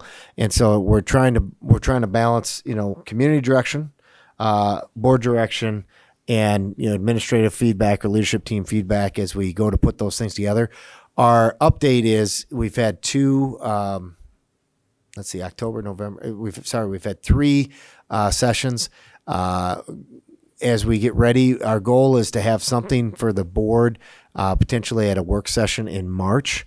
We have scheduled scheduled an invite for our community conversation folks that came to our community conversation last April. An evening, just not what we did last time, 12 hours over 3 evenings, but an hour or two to be able to go over. Here's kind of a draft of where we're at with the strategic plan based on the feedback they gave us and based on what we think we can operationalize. So that is on the calendar. I believe it's April 4th. Is it 4th? Yeah, I don't know. I'm trying to go. Well, I know April 1st is a Tuesday. So yes. So it might be April 7th. Okay. April 7th. And we would invite anybody from the public to attend, but we will be sending out hard copy invitations specifically to remind the folks that were part of our community conversation. So we wanted to let them know that, the conversation, the feedback they gave us didn't just go into a couple reports and then sit on a wall. We're actually taking that to really implement how we move forward as a district. So questions? Go ahead, Rob. Mr. President. Yes, bro. So the thing that I really enjoyed about the Studer work is just all the community engagement, teachers, students, community. I mean, there's a lot of it that went into what are those things that you want to see in your school district. And then they boiled it down to common themes, and ultimately that worked its way out to the pillars or goals we have. And so what does that community engagement look like that'll help us create those common themes again? Are we engaging students? Are we engaging teachers? I mean, it sounds like we have this event on the 7th. So the thought process was, instead of doing the smaller focus groups like we did last time, that we are going to take the feedback that we got from the larger community conversation and the different themes that came from that to help drive that conversation versus doing the smaller focus groups as we move forward. So that is the piece. That's kind of that staff, student, and community input piece is coming from that community conversation. I mean, the only thing that I would ask is maybe to reconsider a few small groups, especially with students. Okay. And the sole purpose is, a lot of times we have people in the community, they come to these large events, but it never fails the people with the biggest voices are the ones that are heard. And the people that aren't as heard, they're maybe a little more meek, or maybe they're younger. They don't tend to participate, but their voices are equally as important. Okay. And in smaller groups, they tend to feel more comfortable in participating. So again, I mean, do what you will. I'm just hoping that it's reflective of as many corners of the community as possible. Absolutely. No, that's good feedback. Okay. Any other questions or comments on that? Thank you, by the way. Yeah, no, absolutely. Definitely a process that is not something that's just decided overnight either. So, and all right, next up, school board election, April 1st. Absolutely. So we have running for the board, Kate Garza. No, I'm just kidding. That's her. That's it. No, her name is at the top there. That's just that she's the clerk and she is certifying everything. So if there's any election issues whatsoever, call Kate. I think that's kind of how it works. No, it's we did do we have six people running for the 3 seats, so we do not have a primary. So the election will be on the 1st of April, as Jamie said. There was a ballot draw that was conducted on the 8th. Is that right, Tim? Last week. There wasn't a spot to just put last week, but yeah. I'm just going based on when Kate signed off on it. So the ballot order and the names as they'll appear on the ballot, you can see the order. We have Maria Rudy, Addison Filiatro, Joe Rivera, Aaron Gerlach, Lynn Robson, and Brian Dahl are the 6 candidates. That's the order in which they will appear on the ballot as well. So there is a primary in February, just not for school board races. And so so that is something that if there would have been another candidate that would have ran, if there would have been 7, that would have forced a primary. But because you can have up to 2 candidates for every open seat, that's why 6 keeps us from having a primary. So, questions? Just want to remind people, April 1st, get out and vote. All right. Thank you for those that are running, and good luck. All right. Next up, 7th and final report, the Staff Family Fun Night and Wellness Challenge. Andrea. Yes, so this is our 4th annual Staff Family Fun Night. It's a great opportunity for our staff and their family members to come in and enjoy our high school facilities. And it's put on by Hudson Lead. Members all support it, and I encourage you guys as well. I hope you got your invitations or your flyer here to come as well. We usually have a large turnout for this fun event, and we're doing a few different things this year. We're hoping to have like a beanbag tournament, but for the most part, it's the same as prior years. And again, it's something that our staff typically look forward to. That in conjunction with our wellness challenge, we'll be sending out more information on that at the end of January. We're trying to shake it up a little bit. We focused last year on body, mind, spirit. Support initiatives, and so we're probably going to do the same, but we always are open to feedback and ideas. So we gather that from staff at the beginning of this process, and then we kick it off and try to get a big turnout of participation going into spring break, because then it's spring, right? It's really a way to get through the winter months and have some fun at the same time. All right. And I thought I saw an email. You're looking for volunteers from the school board? Love it. Yes, if we could have some. I think the staff think it's really cool if board members are present at these type of events. No, don't think. Yeah. Last year I assisted with rollerblading, thinking that with the school nurse, and I'd see some, her in action helping somebody that got injured roller skating, but that didn't happen. So I'm going with beanbag. Beanbag, there you go. Yeah, we're hoping we could have some family competition. Organizing a family reunion beanbag tournament. So I think, there you go. Ooh, dunk tank. If I could get approval for that, right? That'd be fun. I think there's liability issues. Yeah, probably so.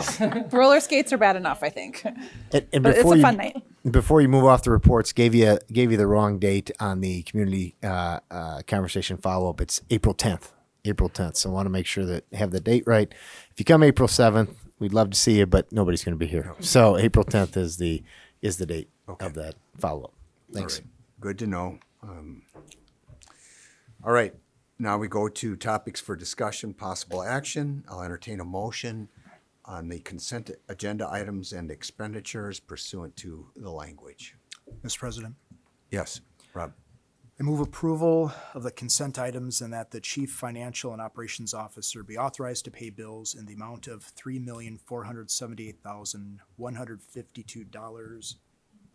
And I believe that says 69 cents. Yes. I don't have my cheaters with me either, so all right. And I don't either. Yeah, all right. So you read correctly there, but is there a second? Second. All right, we have a motion, a second. It does not allow discussion. All those in favor signify by saying aye.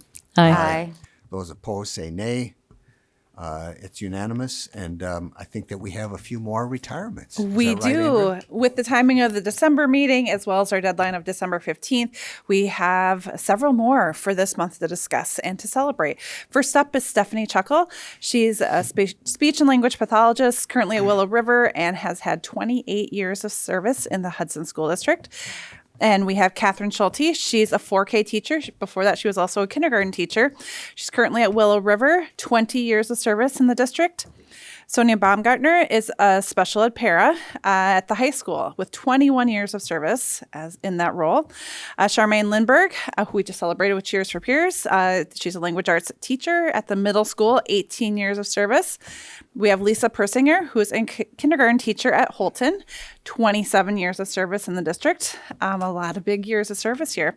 And Kristen Ziebel, a school counselor at Holton, 29 years of service in the district. And then Ron Mork, who's a part-time custodian at the high school, has 12 years of service in the district. So we'll be celebrating them at the upcoming recognition banquet. Do we have a date on that yet? Yes, we do. I believe it's May 7th, but I'm checking as we speak because I think last time we talked about it, they said it was going to be sometime in May. And it's, yes, Wednesday, May 7th. all right. All right. Well, thank you for all your service, those that will be retiring. And thank you also for timely announcing your retirement, because it really helps, doesn't it, to help your planning. So, all right.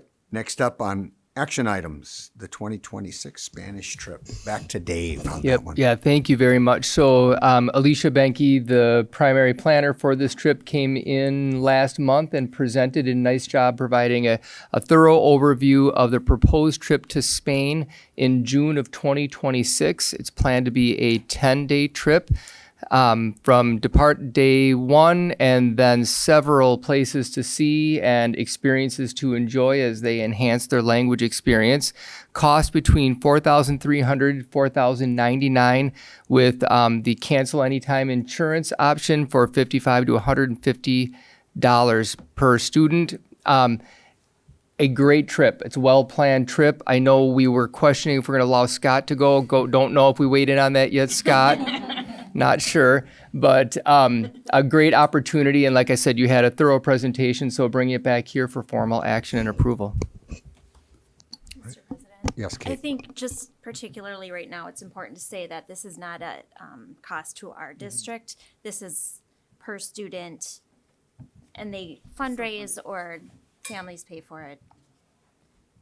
Yes, So that people are absolutely. aware of Thank that. you for that, Yeah, Kate. thanks, Kate, for clarifying that. And Dave, I mean, this is, we're following board policy in getting the board to approve these overnight trips. Yes, to approve them and to do them well in advance, obviously, because this is for June of 2026. Right. And of course, we also monitor these because when we're approving them, there's certainly current world events and conditions, but that if those were to change, and there was some type of warning or restriction on travel, obviously that would be reconsidered. Yes, absolutely, and that is the reason that we offer the cancel anytime insurance. So if that does happen, our families aren't out because it's a significant investment. Thank you. Thank you for clarifying. Lynn? Mr. President, I'd like to make a motion to approve the 2026 Spanish trip. Second. All right, I have a motion and a second. Is there any further questions, comments, or discussion? Hearing and seeing none, all those in favor signify by saying aye. Aye. Those opposed say nay. The ayes have it. All right, next up, we have the 2025 WASB Delegate Assembly resolutions. Thanks for getting those out, Nick, and that was, again, I don't have the benefit of the last 2 years, having been on that statewide committee, had a little more insight in what was being considered. I just noticed the numbers are not that daunting. There's been years where there's been a couple dozen of these resolutions. This year it's, 12, 13. A little bit more manageable. One of the reasons for that is once a resolution is passed, it becomes part of the WASB booklet, and they've got positions in there that have been in there for a couple decades. Doesn't necessarily mean the legislature acts on those things, but as we can see and we go through, or as we went through this, I'm not expecting we're going to go read all these word for word here tonight, but if we hit, if there's a reason why we're not supporting something, just give some rationale. But again, a good share of these are just amending old resolutions that require doing so over timing. All right? Yep. So I can hit on a couple of them that we are just kind of neutral. I don't think there's any that we're necessarily opposed to. Microphone. Nope. Sorry. You there? All right, perfect. And it's actually plugged in. See how that works, Bob? So There's only two that we are neutral on. The rest are pretty supportive of. The one is 2504, decoupling public education and private school voucher funding. And there are pros and cons to this. Obviously one of the pros is it gets pulled out of the school appropriation. One of the things that's kind of a little bit of a misnomer out there is when money gets spent on private vouchers, it's getting lumped into money getting spent on public education. That's not totally accurate. So if it's pulled out, it's much easier to track how much the state is actually spending on private school vouchers, and which I think is a pro. The con is right now when they pull it out, what they force us to do is backfill it with property tax. Now that's a con, obviously, for our taxpayers. However, we are able to at least get the revenues back. When they pull us in, it's just not the revenues come from the state; it's revenues coming from a local level. So I mean, I think there are positives and negatives about it, but so it's kind of somewhat neutral. I don't think it's real overly beneficial either way, because then the other thing is if it becomes just a regular state appropriation outside of education, then it competes for dollars like we compete for dollars and everything else, and it could lead to lower appropriations for public K-12s. The other one that neutral on is funding for school meal debt. This is one of those things where it's to create have the state reimburse for large amounts of debt that are unpaid, school meals that are unpaid. There's already a mechanism in place for people that can't afford school lunch, both free or reduced lunch. Personally, never been a big proponent on providing lunch for everybody. It's because we currently have a system that allows people that can't afford it to get reimbursed or to have their meals paid for. When you start reimbursing for everybody, there's a finite amount of money available for public education, and we'd prefer to have that in more flexible, spendable funds that we can utilize for kids and things along those lines. Not that there's not pros to it, there are, but the pie is only so big. And so if a piece of the pie is going to pay for people's lunches that don't need their kids' lunches paid for, that means there's less money to pay for things, reading instruction or things along those lines. And so not necessarily opposed, but just trying to be neutral, I guess. Yeah, on that last one that you mentioned, I'm just surprised that it made it through because on that committee last year, it was phrased differently. Basically, it was free lunch for all in the entire state. And that drew a lot of discussion. I remember one person even leaving the room. He got so revved up about it. So that one didn't make it, to the statewide consideration. But I guess right now would be discussion. Do we want to change our positions on any of these? It's support for all but two, and the other two would be just those neutral. Mr. President? Yes. So Nick, given your rationale for 2511, why would we be neutral on it? Why wouldn't we oppose it? Well, I mean, part of it is it's not a full free meals for all. What it is, it's to establish some type of fund so that districts that have some of these account balances that have grown, they can apply for some relief from those fund balances. That when I say fund balances, that's individual, not to get confused with what the auditor was talking about earlier. But we will have people that will rack up a lot of debt sometimes with meals. We're not going to tell a child they can't eat. We're not going to have them put their meal back or anything like that. And so what ends up happening, so it's kind of a balancer. So it's not quite the same thing as giving everybody free meals, but it does create some type of fund to allow districts to try to get reimbursements on some of these larger dollar items. I don't know, Bonnie, if you have an idea about what our unfunded or unpaid lunch balances were for 23, 24. You have any idea about? I think last year was about 12,000. I mean, overall, running it's about 30,000. Does the Angel Fund cover that then? We did get a very nice donation from Rotary this year that was. Sorry. We did get a nice donation from Rotary this year that offset about half of that. So Yeah, it doesn't cover all of it.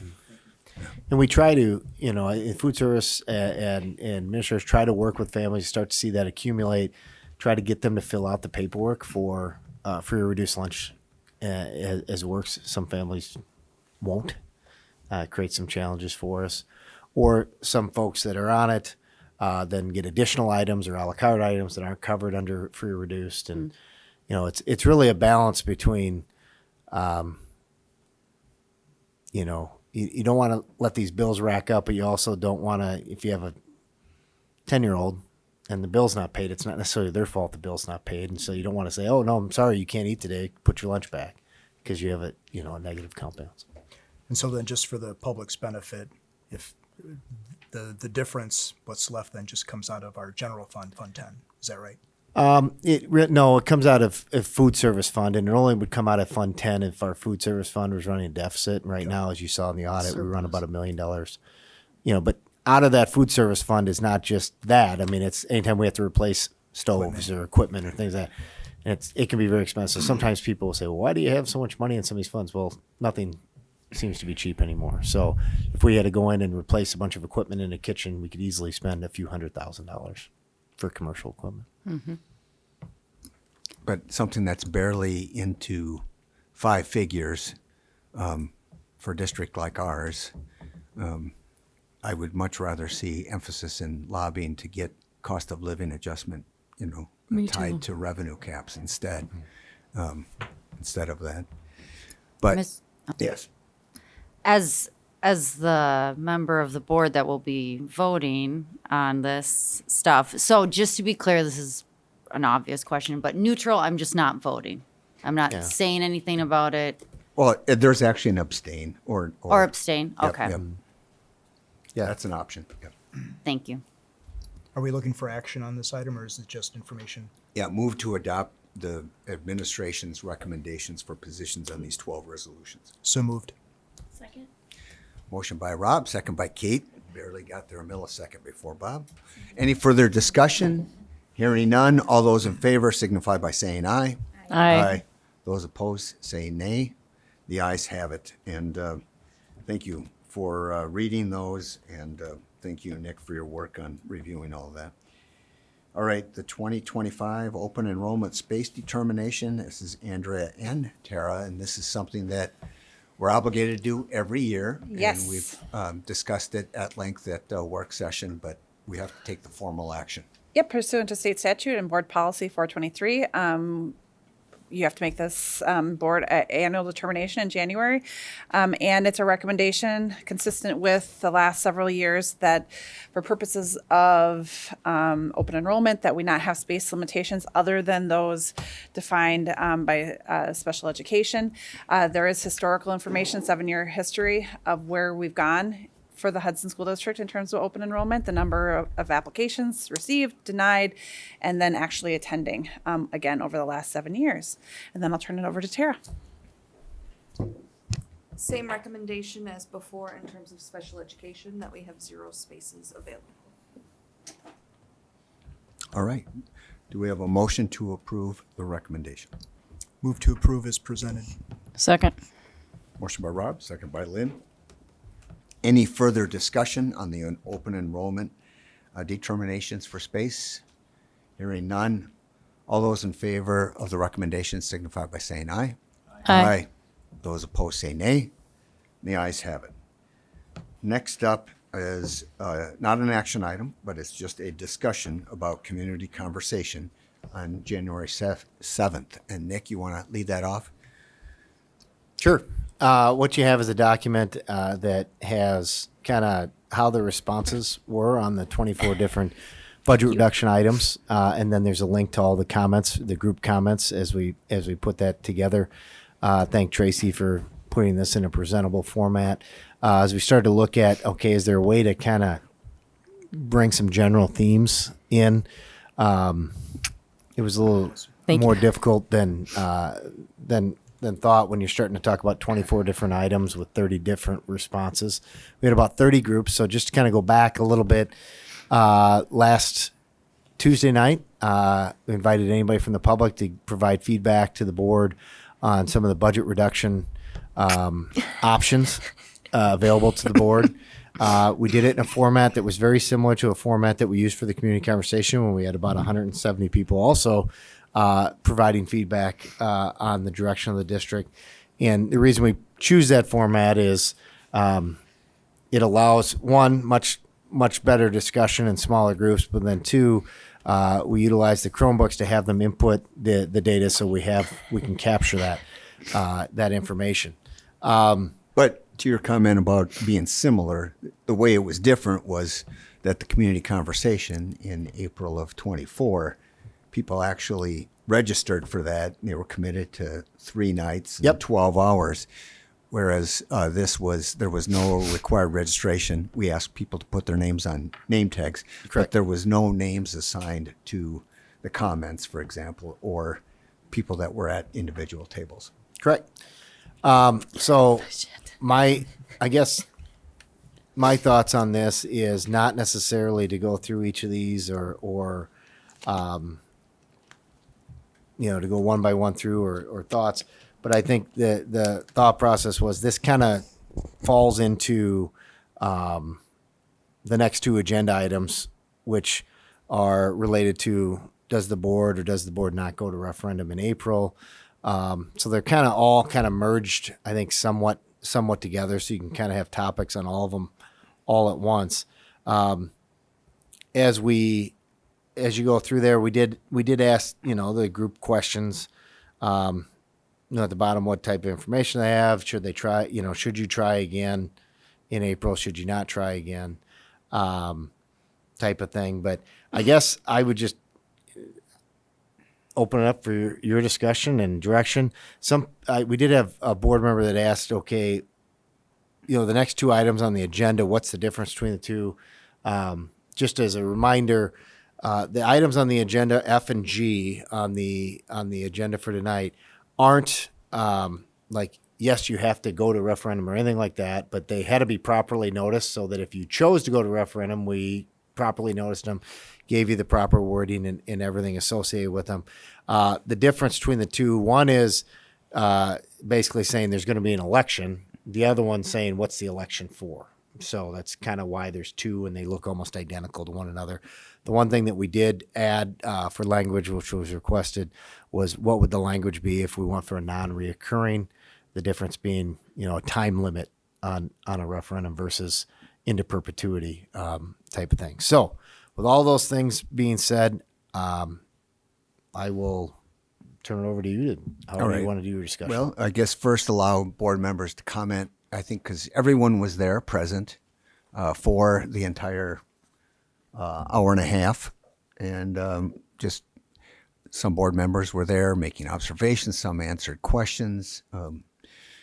I guess I would lead off by just saying I thought something that was relatively, a short time period to be able to get the word out about it, and considering that there was Christmas and New Year's in between, I was very, very pleased with the turnout for it.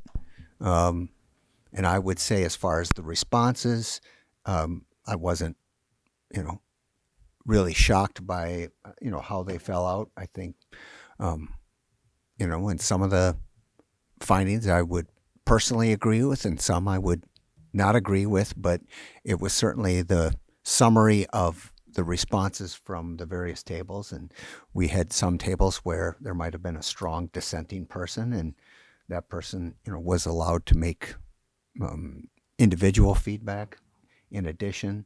But each table had 4 to 6 people at it. So depending on whether it was 4 or 6, that one individual might bring down. But it looked like there was an attempt at consensus, which I thought was very impressed with the discussion, very impressed with the questions that were being asked from each, and the commitment that was coming from the people. They definitely wanted to have their voice heard, and they want to see us have a strong school district. So other comments from board members? Mr. President? Yeah, Megan. I just thought it was really incredible that so many people came out on a January Tuesday, and these are really hard conversations. Like, this is unpleasant to talk about, and people had the conversations I listened in on and the people I talked to, it was a lot of people really committed to talking through difficult problems and trying to find a way to solve them. People were not angry. People were collaborative. People were thinking very deeply about the challenges our district faces. And so I'm really thankful to everybody who gave us their time and feedback. Okay. Lynn? Mr. President, I was really impressed with not just the attendance, but the cross section of our community that was represented. I felt like, we had seniors, we had young families, we had a really good representation. And I think those different groups coming together and learning about each other's perspectives was really impressive. So I was very pleasantly surprised by both the attendance and just how civil the dialogue was and how people were willing to really dig in and try to understand each other's perspectives. Okay. Rob?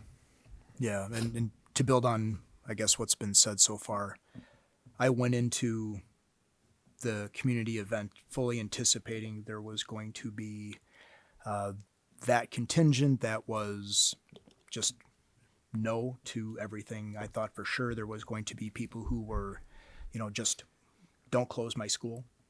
And certainly there was some of that, but overall, I thought the group on whole was very objective. And I agree with everything that's been said so far. I thought people came together genuinely concerned about the school district's future. And I thought the feedback that we got was honest.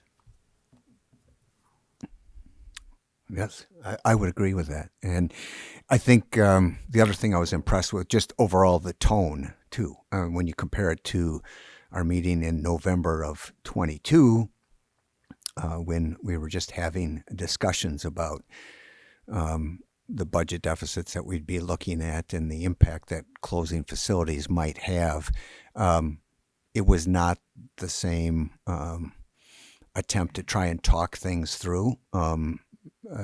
Originally, at that first meeting, it was much more people wanted to be able to talk, but weren't, there was people leaving the meeting after the same things were said 15 times over. Here, people stayed right through the end. In fact, there are some people that hung around afterwards. And I think just the whole idea, while it may not have garnered super support with the 170 people that were there, I think that there's a lot more understanding of why the measure of possibly closing schools has to be discussed when you look at the size of our projected shortfalls. So I think that people have more accepted that logically. It's just emotionally, it's still not an easy conversation to have. Mr. President? Yes. I would agree with everything everyone has said. I think that the group that was there was much more understanding of the realities, the financial struggles that we're looking at, and also knowing that, these aren't district-created Hudson problems. These are, funding issues from the state that everyone is dealing with. Understand the declining enrollments. I think the group that was there last week versus the group 3 years ago that had kind of, now it's going to turn around, houses will be built. What we were looking at 3 years ago has pretty much been confirmed as far as, birth rates didn't jump up. Low-income housing hasn't, increased significantly enough to where we're getting more younger families. And so I was very happy to see that there was a more realistic look at it. And a lot of people saying, I get it's going to take a number of ways of looking at this. And I still fear that there, with a referendum going in the spring, that the public as a whole that aren't as aware of these financial concerns that would be looking at a referendum would be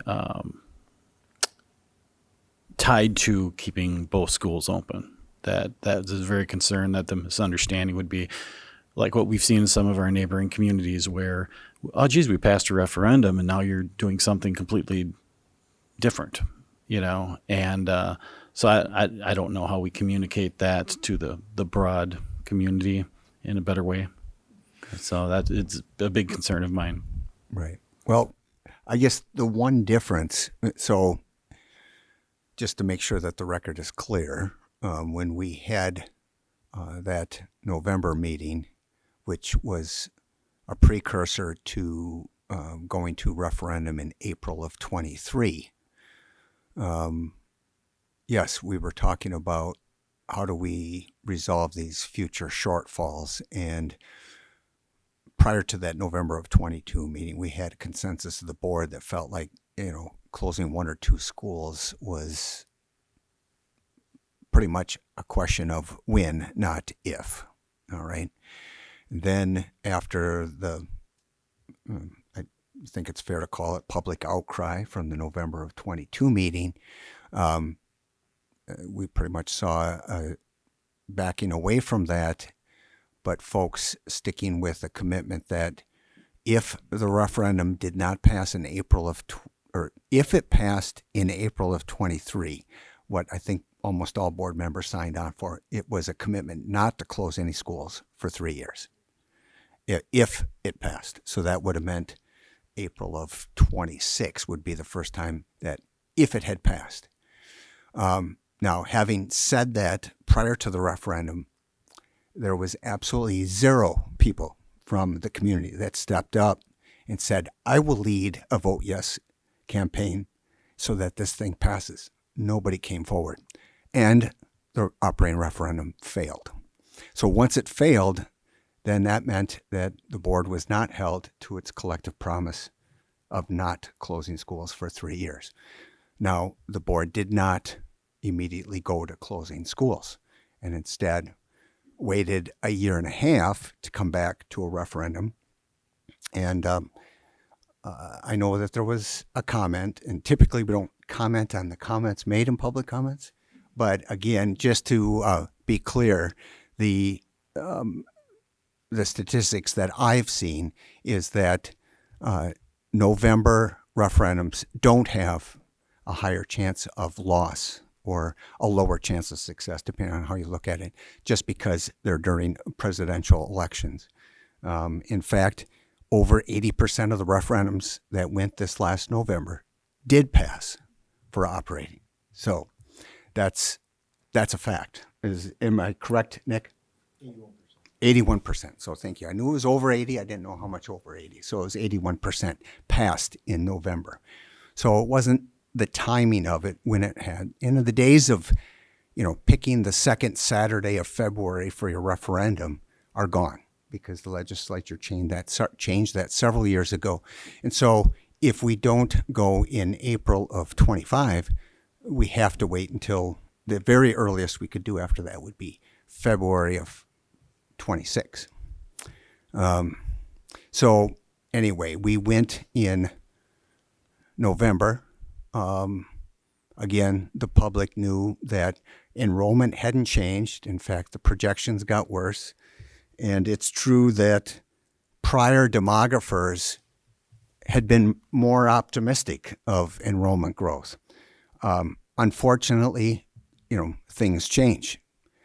Stuff happens, like the Great Recession of 08 had a huge impact on the demographic information. And then cultural changes have also changed it. So unfortunately, the last two projections, and usually when they do enrollment projections, they do a high, medium, and low. That's what our previous demographers, whether it's UW-Madison or other highly skilled and experienced demographers, use that high, medium, low. And even the low of our last three demographers have been higher than what we've actually had. So they couldn't, be pessimistic enough, evidently. But that's, and again, it's not because of the performance of our school. This is true.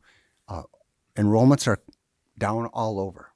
Wausau just closed 4 elementary school in one vote on one night at a meeting. So those are the realities. And despite the fact that enrollment wasn't going up, and despite the fact that the state legislature didn't use the $4 billion, any of the $4 billion that it has in surplus to be able to help out education when they uncoupled it to the cost of living back in 2010 or 11, we still did not have anybody from the community step up and say, I will lead a vote yes group. So 2 opportunities to do it. Nobody came forward. Mr. President? Yes. I do want to say there was a vote yes committee in April, for the April of 23 election. So just for the people who were Really? out door knocking and got those yellow signs out that had the yes, yes with the check marks. So Okay. I well, just, people put in a lot of time and effort. Thank you. So, Well, but thank they you for didn't this correcting me. November. Sorry. It was I- a long time ago. It's hard to remember. Yes, and I don't remember that because I guess they were half successful, right? Because one referendum did pass and the operational did not. But what I'm hearing in the comments is, and heard at the meeting, are the things that I've heard out on the street. People that said, I don't like the idea of it being a forever increase, being recurring. We want to see some kind of end on it. And so that's what we saw in these comments and some of the people. So maybe that's a difference that we put. And I see that the resolution that was drafted, it's a proposed resolution. It can be amended. Makes this a reoccurring as opposed to non-reoccurring. Doesn't put any end date on it. And, I've just throw it out there. There's obviously 6 other board members here. So you guys go ahead and discuss about, what you would like to see, whether any action be taken on this or not. Mr. President. All right. It's Rob, go ahead. Thank you.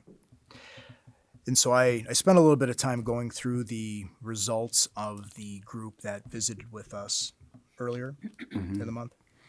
And, I think generally speaking, the public was aligned with where we'd be willing to consider cutting and where we weren't.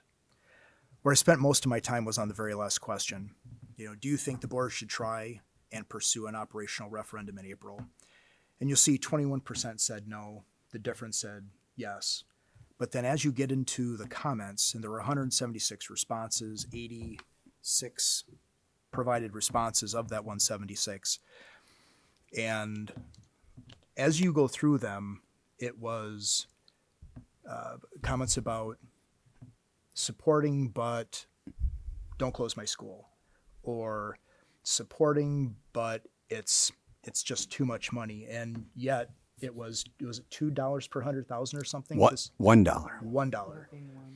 And so it was $5 for a $500,000 for a house. $500,000 Yeah. And so the takeaway for me is that the group that we had earlier in the month, those people, I would argue, are people that are probably following what the district is doing probably more closely than others. And even that group was struggling a bit with how much. Not all, but some. Rob, can I ask you a quick question? Sure. What group are you talking about? The community group we just had. On the 7th? Correct. Okay, I didn't know. I was thinking group. I'm sorry. There was 31 responses for that. 176 was the individual responses. Yep. And so here it says 86. Oh, okay. So it's 86 for that. Yeah, so there's 2 different ones. We wanted to make sure that we didn't have the individual responses trump the group work that was done on the site. Yep. And so if you go to if you go to that question, where there are 176 responses, even though they show 79 people saying yes, I would argue that 79% is contingent on either don't closing my schools or some other piece. And it all gets back to that need to educate. And I don't think we have enough time to educate the public properly, even with the vote. We'd have to educate the vote yes group. And I don't think we just have enough time, especially with the amount of money that we're talking about. And I could be mistaken. I think the non-recurring versus recurring is certainly an item. I'm just struggling with whether we go in April or not. Sure. But it's a lot of money. What are you talking about again? What is? When you say it? The referendum, the ask that we'll be presenting to the public if we go to referendum. Okay. For operating. So you mean asking for that the ceiling be raised $5 million? $5 million or Okay. $6 million or whatever it is we choose to do to Okay. increase the revenue limit. Yeah. All right. I just wanted to be clear on that. Yes. Molly, you were. Thank you. Yeah. I have a problem with a non-recurring. When we talk about $1 per $100,000 worth of value, so We'll just $500,000, $5. That's over an entire year. $5. If we can't get a yes on that, I don't know what the problem is. Basing a financial budget and projections on a non-recurring funding is bad policy. If we're counting on the state somehow to decide that they're gonna back pay or they're gonna change what they do, or even keep that $325 extra they gave last year which the people are challenging in court, we might lose it. If we actually think that's gonna happen, I think we're living in fantasy land. In 2009, they took away the interest CPI, right? Sorry, coupling it with increases with inflation. And we know that we wouldn't have this problem if they had not done that, or even done half of it. So by my calculations, that's 16 years, and they've done nothing. So it's become up to us as a community to decide if we want to fund this or not.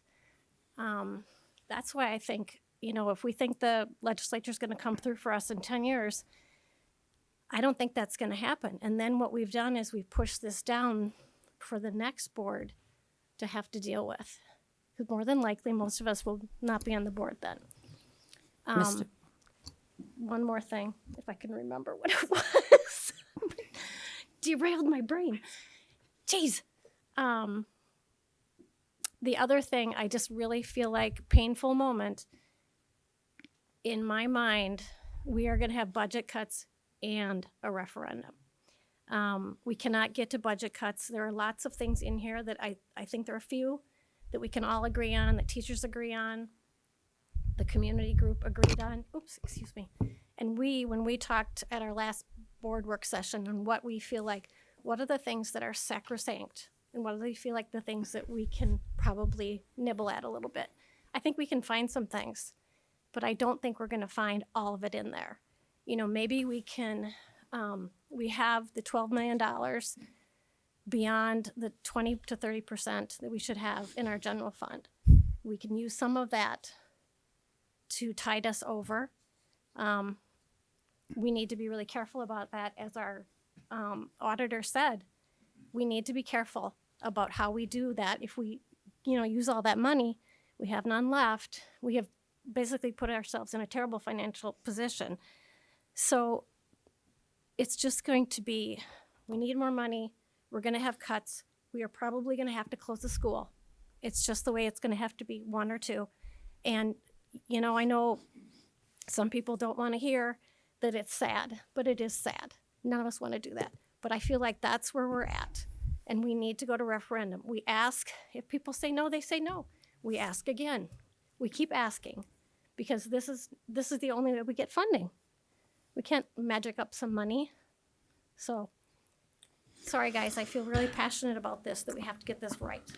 Mr. President, I do agree with Molly. I'm concerned about the like I mentioned earlier, about if the public understands of what a vote yes means, that it's not a guarantee. I don't think any of us should be putting a guarantee on it to that is the main goals, is to keep all schools open. When you look at the inefficiencies, we're expected to run an efficient district and keep it in the black. Yet the biggest glaring inefficiency is Willow River having 100,000 square feet and having 200 and whatever students in it. When we know that if you were building a new school today with 100,000 square feet, it would have over 500 students in it. I have said for years that Holton, if there was reason to believe that growth was happening in Holton and there was going to be development and water treatment plant up there and smaller lots, that's what I thought 20 years ago it was going to be obvious. It hasn't developed, and I don't see it will in the near future. But my real concern is to be fair to all of our students across our district, to our parents, to our staff, and small class sizes in Holton, which is not by design, which is by the number of students we have, and our resistance to redrawing boundaries to adjust for it. It is continuing to be unfair to everyone in our district that Holton has smaller class sizes to the point of, 13, 14, 15, whatever it is, and EP Rock has 23, 24 with a bunch of IEPs. I'll never stop saying it. That's not efficient, and it's because it's a 2-section school, and it's in a spot. Yes, a wonderful school, wonderful teachers. I've heard people say, "Well, if you're closed schools, we lose all these wonderful teachers." Then you can't do that. We're not losing the teachers. We're losing a building, and I think it's ignorant of us as a board to not try and get that message out there that this is what is happening in many districts, and to say, let's make an investment. I'm willing to make an investment as a community member, to get smaller sizes for all of our schools. Well, they're voting down our referendums. If we put a referendum out there to lower all class sizes to be similar to Holton,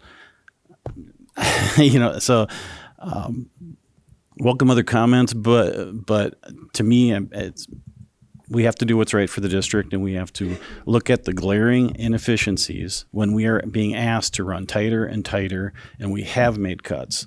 And to get the community to understand that, but it's going to be a combination of things. I wouldn't vote to go to referendum with the promise that we're keeping all schools open. Mr. President? Well, Kate's up next, and then she hasn't spoken on this subject yet. So, we've gone to referendum now twice. So and last time it being $5 a year, so what that tells me is that it's not about the money for our community. It's about making some hard decisions for our school. And I think that we need to work together as a community. We need to gain a trust in our community, because clearly we're lacking some of that if we've had 2 no votes. I think we need this year to work together. I would not support a referendum in April. We just had a community meeting, and last week, and today is a vote for a referendum. I don't think that's enough time for a household to make such a big decision, let alone a school board.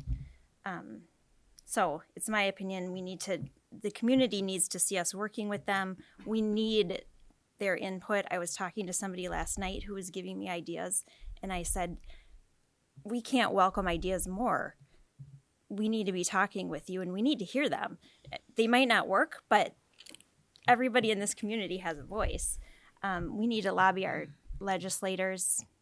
We have that coming up in March, where we can go down to the Capitol and lobby them. I think we need to be doing a lot more of that. And I don't think it's necessarily a matter of our community understanding, because I think they do.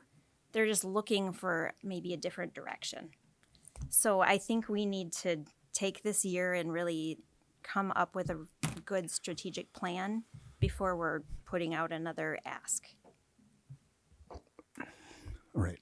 And Megan, did you want to say anything? Otherwise, I'm ready for another comment, but you go ahead. Yeah, I think, thanks for everyone who's spoken on this issue. One comment that stood out to me last week at one of the tables I was at was, if you don't go to referendum, it's automatically a no, right? Like, we're not going to get any money. I think I totally see your point, Kate. We've gotten 2 no votes, so people are like, don't do it. I think sometimes, not to be like my children asking for movie night over and over again, but it's not like that.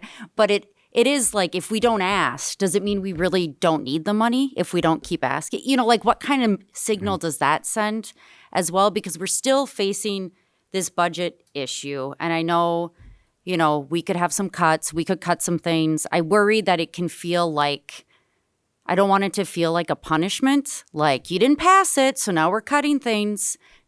We need a mix of new revenues and cuts to be solvent moving forward if we're going to continue to provide the quality of education we currently do, right? I think there are To Bob's point, we're at 62% capacity in our grade schools right now. Like, I have a fourth grader at Willow. I'm gonna have a kindergartner at Holton next year. Like, these are not schools that I want to close. My children go to or will be going to these schools, right? Like, they are near and dear to my heart. I also see that parents and students love all of our great schools, and my children would be okay if they went to one of our other great schools. Like, it would be hard, but we can do hard things. These are all wonderful schools. So we can't make a promise. I've told people that, like, even if we pass a $5 million referendum, we cannot guarantee anything in terms of schools staying open. But I worry if we don't go to referendum, if we go to referendum and it doesn't pass this year, then we just go again in April of next year. I feel like unless something changes in Madison, which I don't think it's going to do, though I agree we should do more. We need to be doing more with our rep and our senator. I worry that we're going to be running a budget deficit. I worry we send a message that we didn't really need the money anyway. And I really don't like the idea of a non-reoccurring referendum. I do worry we kick the can down the road for some other board to all of a sudden have to find $5 million of cuts if they can't pass a high-stakes referendum. It sort of makes me sick to put that on someone else's back later. So yeah. All right. Mr. Jamie. What's that? I know I've kind of sounded in two ways. I don't want to go to referendum with a poor message. I do want to go to referendum because the need is there. As long as it's clearly so we don't get caught where you sold us a bill of goods. And I think what we learned from the last election, and yes, there was a lot on the ballot and a lot of noise that would prevent a clear understanding of what we were looking for. But as far as relying on us or even our community putting on pressure on legislators, I don't know. I mean, elections have consequences, and I don't. What is to show that they're willing, to make any movements to help out districts like ours that are in a similar but yet unique situation. So in my mind too, it's kind of irresponsible not to go to referendum for the operational money that we need to keep pace with the poor funding formula that is crippling our district and many other districts across the state. And until I hate to say it, but until districts are failing, I don't expect anything's going to happen with funding. But maybe I'm wrong. All right. I think we should correct something again, as far as we're talking about this $5 million being, whether it's $5 or $1, that's not, that would be the difference on what we're already paying and what it would be for that additional $5 based on the mill rate. The mill rate's been actually going down, even though our revenues are going up. The mill rate's going down because we have a bigger tax base. All right. And I get where some of those folks who are on limited incomes, they don't like necessarily being labeled anti-education just because they don't want to see their property taxes go up. They want to see us making hard efforts to cut where we can cut inefficiencies. I mean, I'm in that category of homeowners that have been in their place for, in my case, 24 years, and I've seen my overall taxes more than double in that time. So I get that. Here's where I'm coming from on the non-reoccurring and how we could, we have to, I think one thing that is common understanding here is that this is going to take a combination of cuts and revenue, all right? And we have to, I don't know that we've lost trust, because it's not like, I remember a referendum that Bob and I worked on as citizens that lost 72 to 28.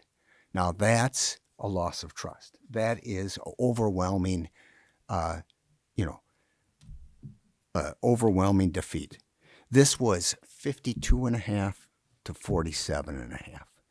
all we would have to do is educate 2.6% of the community. And if we had that vote yes committee that now, it's not just the folks that are here tonight that have said that they would be on that, but I've gotten emails from people that said that they would be part of it. It is time for a new generation to step up.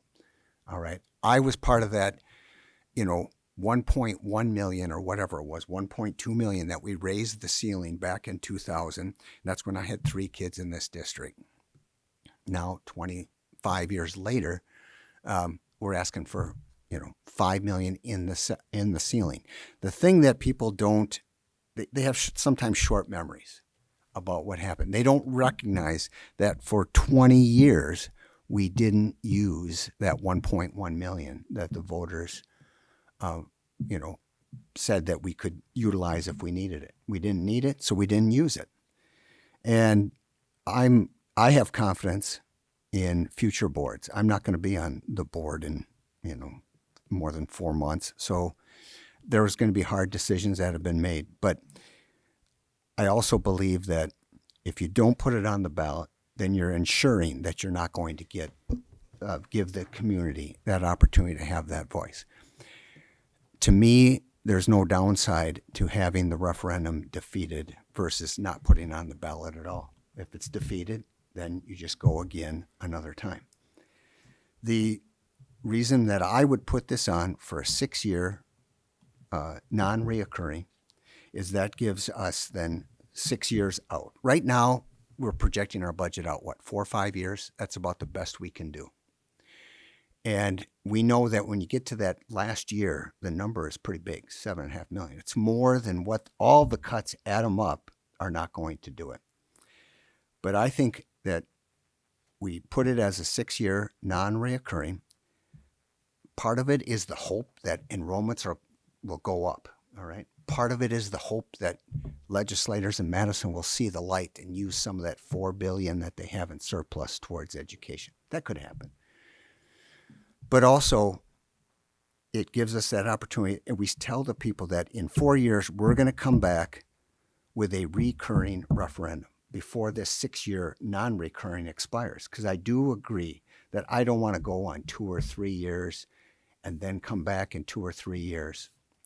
I think that I'm confident that a good board can show that they can do a combination of cuts and with the revenue, and only use the revenue if you need it. So if you ask for a $5 million increase and you only need 1.1 for next year to balance next year's budget because you come up with another 1.1 million in cuts, you gain trust of the community that way. And you've shown that you've done cuts and raises with the revenue and provide a balanced budget. So that's what I would do, is go for a 6-year, no more than 5 million on the ceiling, but tell people we will be coming back in 4 years to try and get a recurring if we need it. Again, economic projections could change, enrollments could change, and maybe it ends up that we don't need the 5 million after that 4th year. Maybe we only need 3 million or 2 million or 1 million or none, because we've taken the other steps for cuts, whether that's closing buildings, whether it's, going on a cleaning schedule every other day is not going to come up with 7.9 million. Mr. President? It's not. Yes, Rob. And so I fully agree we need the revenue, no question. The thing that I struggle with is we say yes to a referendum, we've failed twice. How do we in 3 months not only educate, which is a continuation of the education that's been done, but at this point, and probably even more importantly, as Kate said, build trust. We can certainly go back, but the more you go and the more you fail, until you get to a point where you're able to educate and build trust enough where you can get something to pass, where people in the community will talk amongst themselves and build enough of a base that will help us pass this, it's futile, in my opinion. And so how do we educate? I'm sorry, what's futile? Going to referendum in April of 25. Well, not if it passes. if we go to referendum, and how do we educate and build trust so that it does pass? What I'm suggesting is it's not going to pass. Okay. We don't know That's that. that's my opinion. Yeah, and I give our public the ability to learn on a subject and be educated and then vote. If they say no, then what we have is a whole year to educate them on why we need it. But we've already had several months with the last 2 referenda to educate, to build trust, and we've not had success. So what's going to be different? And that's the thing that I'm struggling with. What will be different in the next 3 months over the last year and a half? I mean, that's the thing that I'm really struggling with. Well, 'cause I think otherwise a productive vote yes committee would be a difference. And I also think making it non-recurring, because I heard from not just one person, but for many people that said that forever thing was hard for me to take. I agree that's a part of it. All right. I would agree. Lynn, were you going to say something? Mr. President, I agree with you on many fronts. Number one, I don't think we did a good job of educating, and I think that's on us. And I do think we need a strong yes committee. And people have approached me saying, I will be on the yes committee and I will meet and I will do the work that I need to do. And I'm talking about people who are influential, know a lot of people, have a lot of contacts. I think with a good yes committee, that's exactly how we did it at the high school. I think it will be successful. I do agree with Jamie on a 6-year non-reoccurring. I think that gives us some window and some time to work on the budget side of things. I feel like the blank check is kind of the term that I heard from people with, it being a recurring. They want some control over their future taxes. And I think that gives us some time to do some of that hard work. I mean, there's, let's just say if there's schools that are going to be closed, there's going to be a redistricting. There's going to be it will be a very vocal conversation because it just will. I mean, we saw what happened in November of 2022, right? So for me, I do support a 6-year non-reoccurring. I support the $5 million, and I support actively getting people involved in a yes committee who are going to help us ask our community and tell them what the need is. I don't think we did a good job. Mr. President? Yes, Megan. I think one thing is if we're going to do non-recurring, I do an odd number of years. I do 7 so that you come up in an even year where you'd have an April and a November election. So you don't just have one shot like we do this year. Because I think otherwise we set ourselves up for an even more high stakes situation down the road. At least you'd have a November and April and November. I don't know that it's about a lack of trust. I think when you look at the ballot and you see $5 million, it is hard to believe that would turn into like $5 or $10 or $20 for you. It is really hard to make that connection that it's going to be that small of an amount. And I think with the November election, I think it was very hard to break through to people. I think the newsletter comes in the mail, but people don't always read it. I'm a parent. And I'm on the board. I get a lot of emails related to what's going on. Sometimes I'm overwhelmed with the emails, right? So I think, I do think that there are people who were not aware that the $5 million was not going to lead to a huge tax increase for them personally, right? So I don't think it's about a lack of trust, but I do think there is a little, we asked for $8 million and then we lower it to $5. And then I've talked to a few people who are like, well, I always vote no the first couple times because then they right size it to the amount they actually needed. So I think as we keep asking for less, then people are like, see, you only needed 3, right? So there's an element of that. And then maybe we really did only need it because then we cut other areas. Fair enough. I'm not saying that view is wrong. But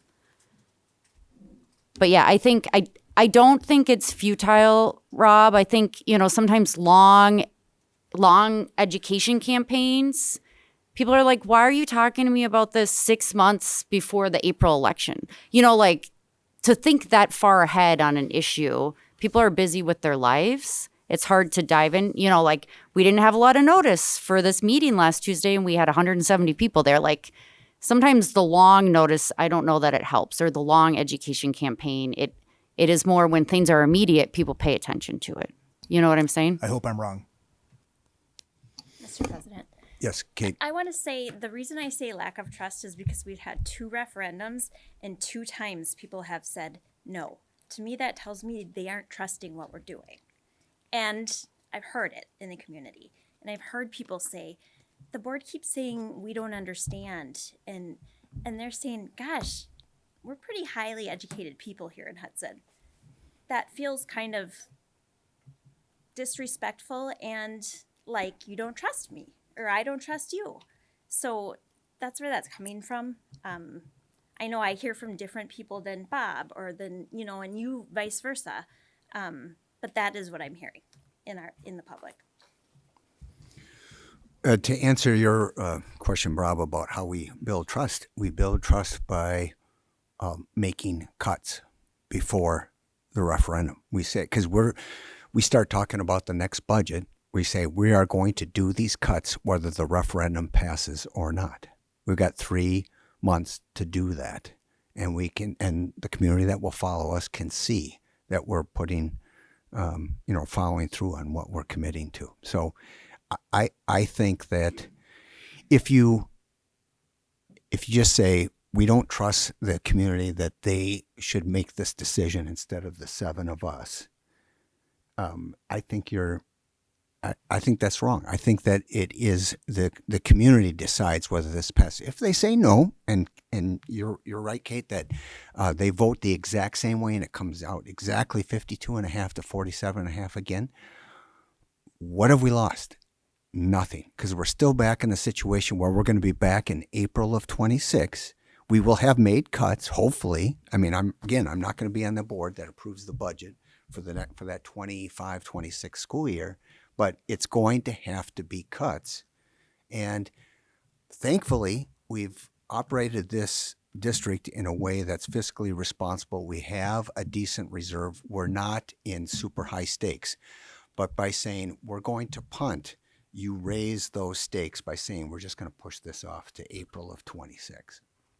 And so I think having that option for the community to get educated, to be able to say, well, gosh, I didn't realize that it would be that much. There's some that said, yeah, they knew that and they still were against it. There's going to be a percentage that will be against it no matter what.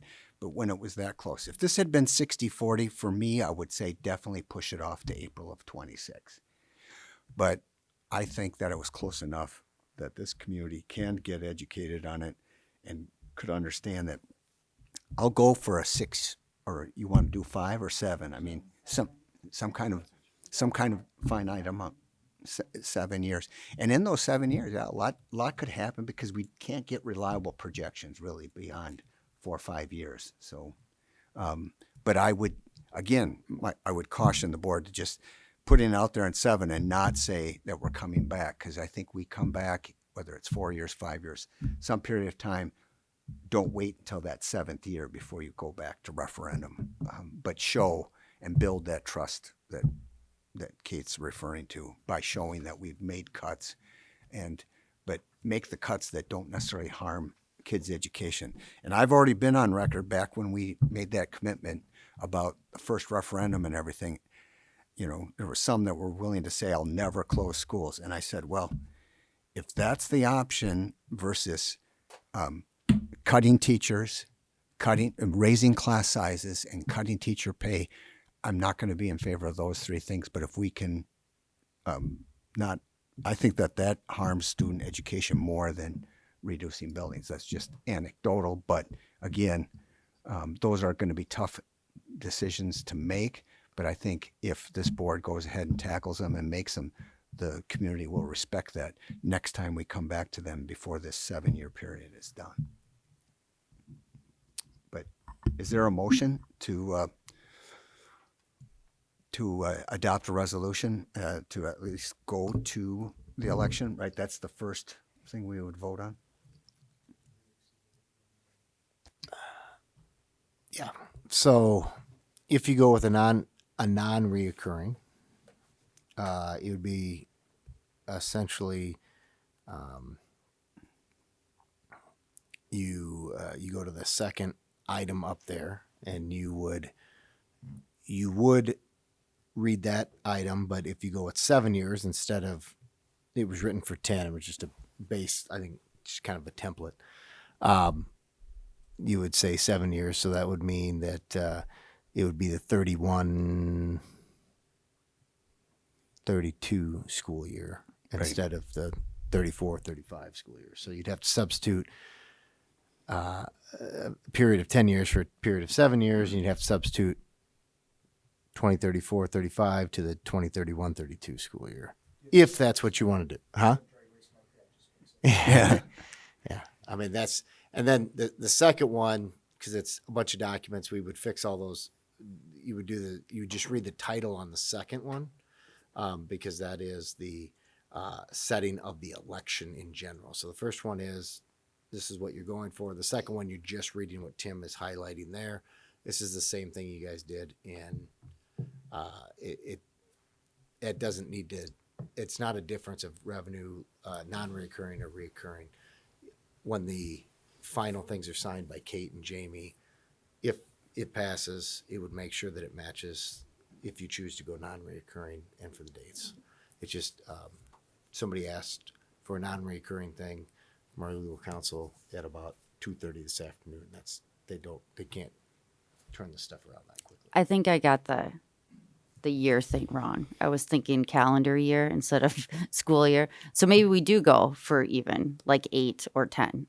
I think 6 is too short. That worries me. Maybe we can do 8. But if it's going to be, if 10 years would be 34, 35, 8 would be 32, 33. So then you'd have November and April in the same year. Sorry, I was thinking calendar year. What?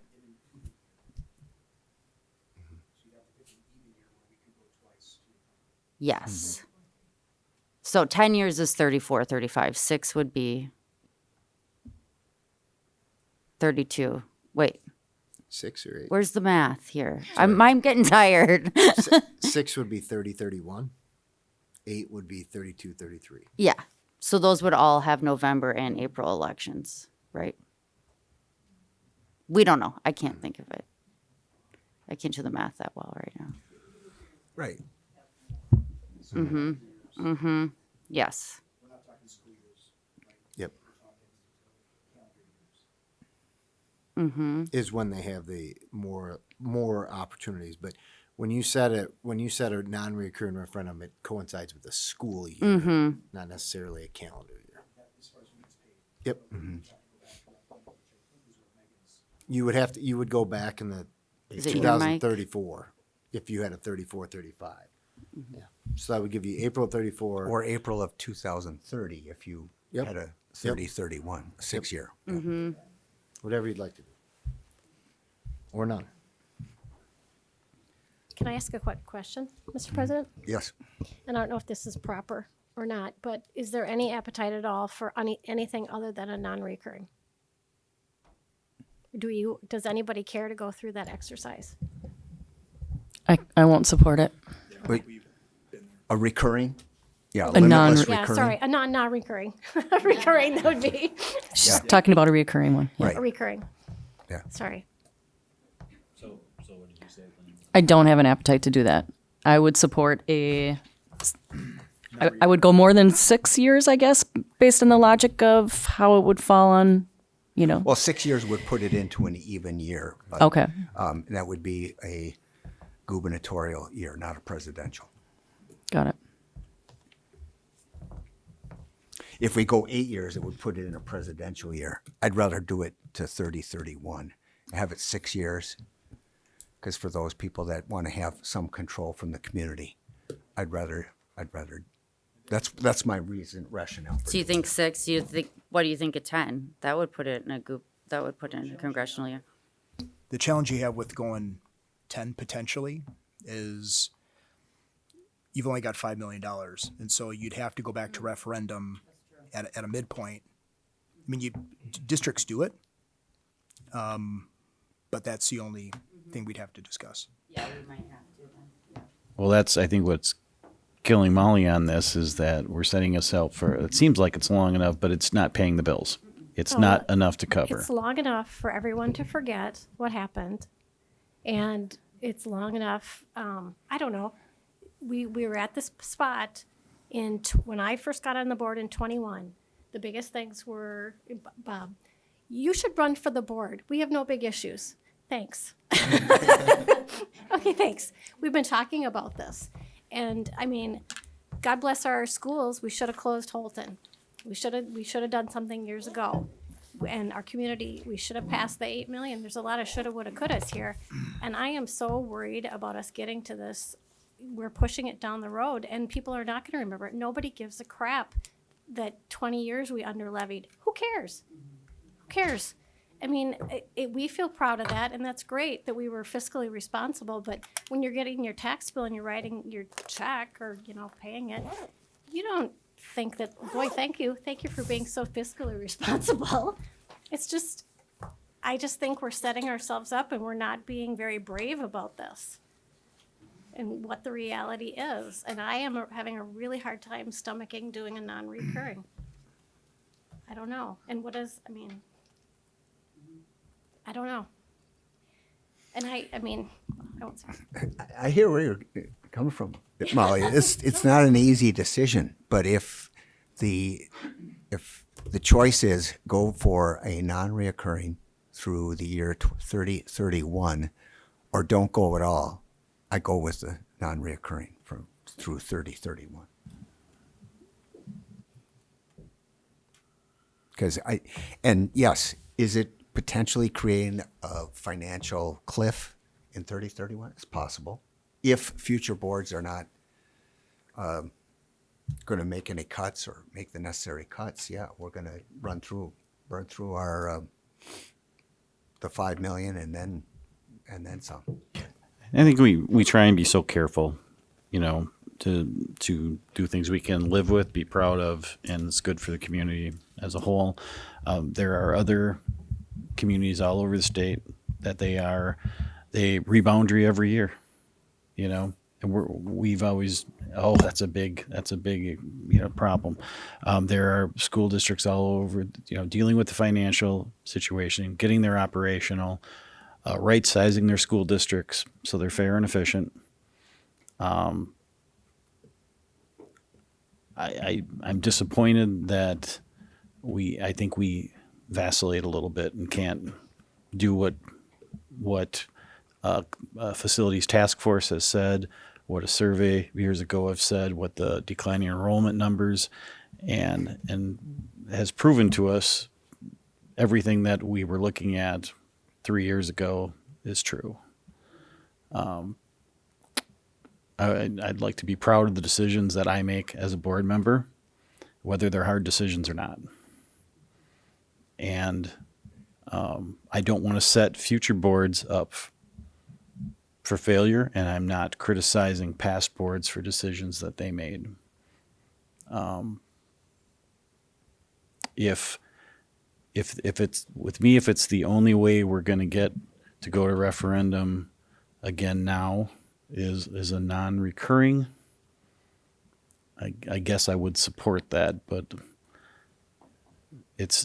to me it's that would be a compromise, and I'm willing to compromise to not put our financial security in jeopardy within 2 years or a year and a half and push it, even though, we're no different than municipalities kicking the can down the road on street repair. At some point, it's going to have to be kicked in. And what we haven't mentioned tonight is the legislature could veto the governor's, or could overrule the governor's veto, and you tack on another 1.5 in the first year. Does that 1.5 every year, Nick, or does that? Right now, we have built into the budget an increase of $325 per pupil, so roughly 5,000 pupils times $325, about $1.5 million. We, as the law of the land as it sits right now, we're scheduled to get that every year.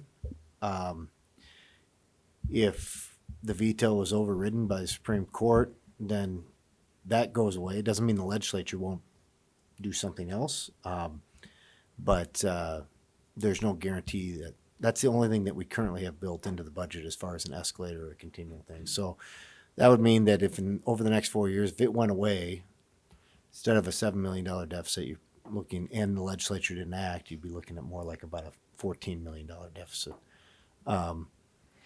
So if that happened, But that where wouldn't would we be unique. in I mean, 6 you years? got to remember, it would Yeah. not just hurt our district. It would hurt a lot of districts. So I would find it hard to believe the legislature wouldn't do something. I just don't know if they would make us completely whole. But they would have to do something.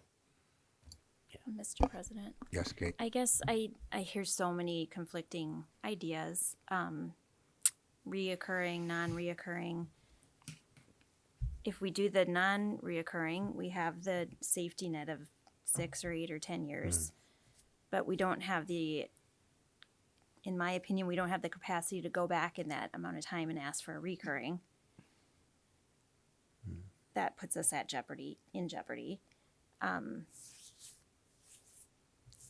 I personally think all the more reason to put some more thought into this and go through the year and look at what we're looking at for cuts, and then come back together after we've talked about it through the year to decide very thoughtfully what we're going to present to the public.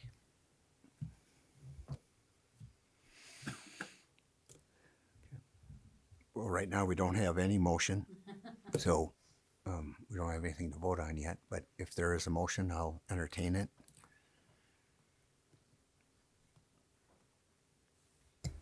Mr. President, Yes. I'd like to make a motion to approve the language in the resolution to exceed the revenue cap commencing with the 2025-2026 school year. Do you need me to read all the rest of the language? I'm guessing.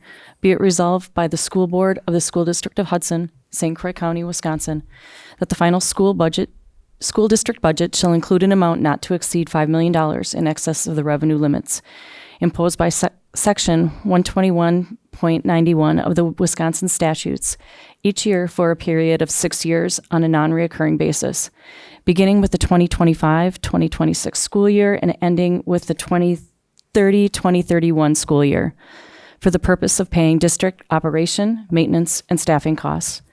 Be it further resolved that pursuant to Section 121.91, parent 3 of the Wisconsin statutes, the foregoing resolution be submitted to the electors for approval or rejection at the election to be held on April 1st, 2025.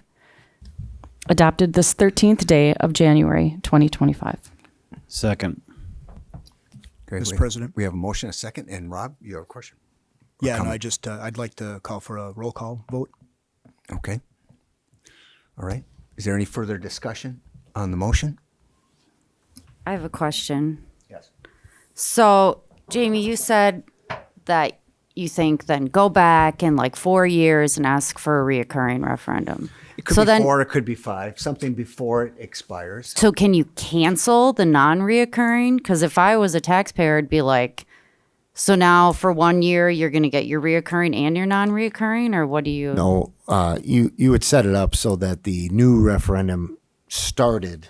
So you see how this one says it starts in 25-26 school year. So if you went to referendum in 29, you could say that it's going to start commencing with the 31-32 school year. So it doesn't have to start in that exact year. No, you wouldn't set it up to double up.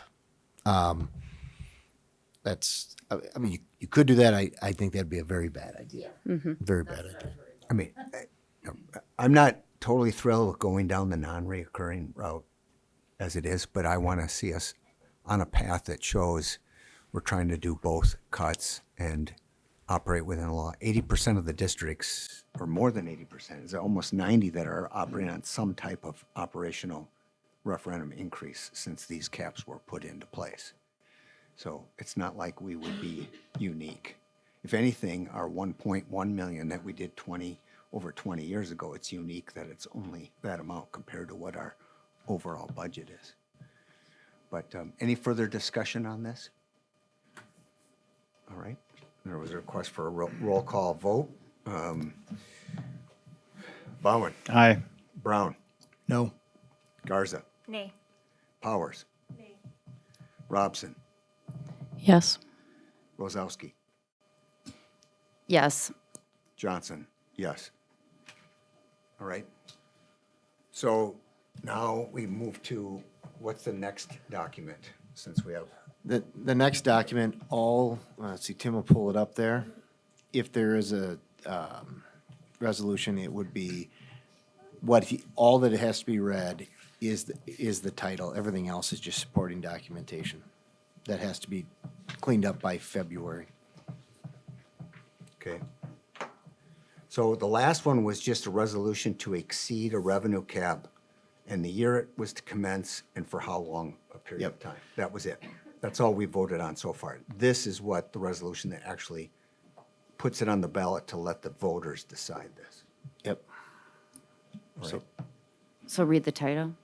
it would just be the title. Mr. President, I make a motion for a resolution providing for a referendum election on the question of the approval of a resolution to exceed the district's revenue cap commencing with the 2025-26 school year. Second.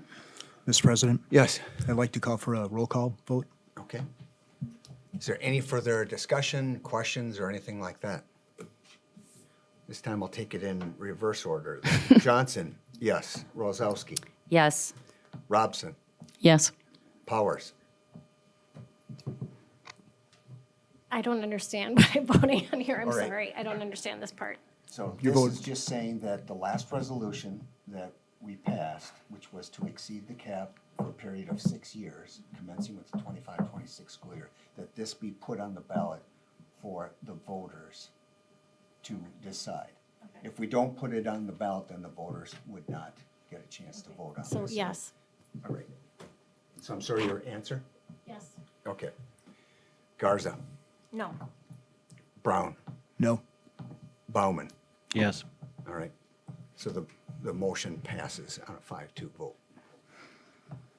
And at this time, that concludes the items for discussion or agenda. Is there a motion to adjourn? Move to adjourn. Second. Motion by Lynn, second by Megan. All in favor signify by saying aye. Aye. Aye. Those opposed say nay. The ayes have it. We're adjourned.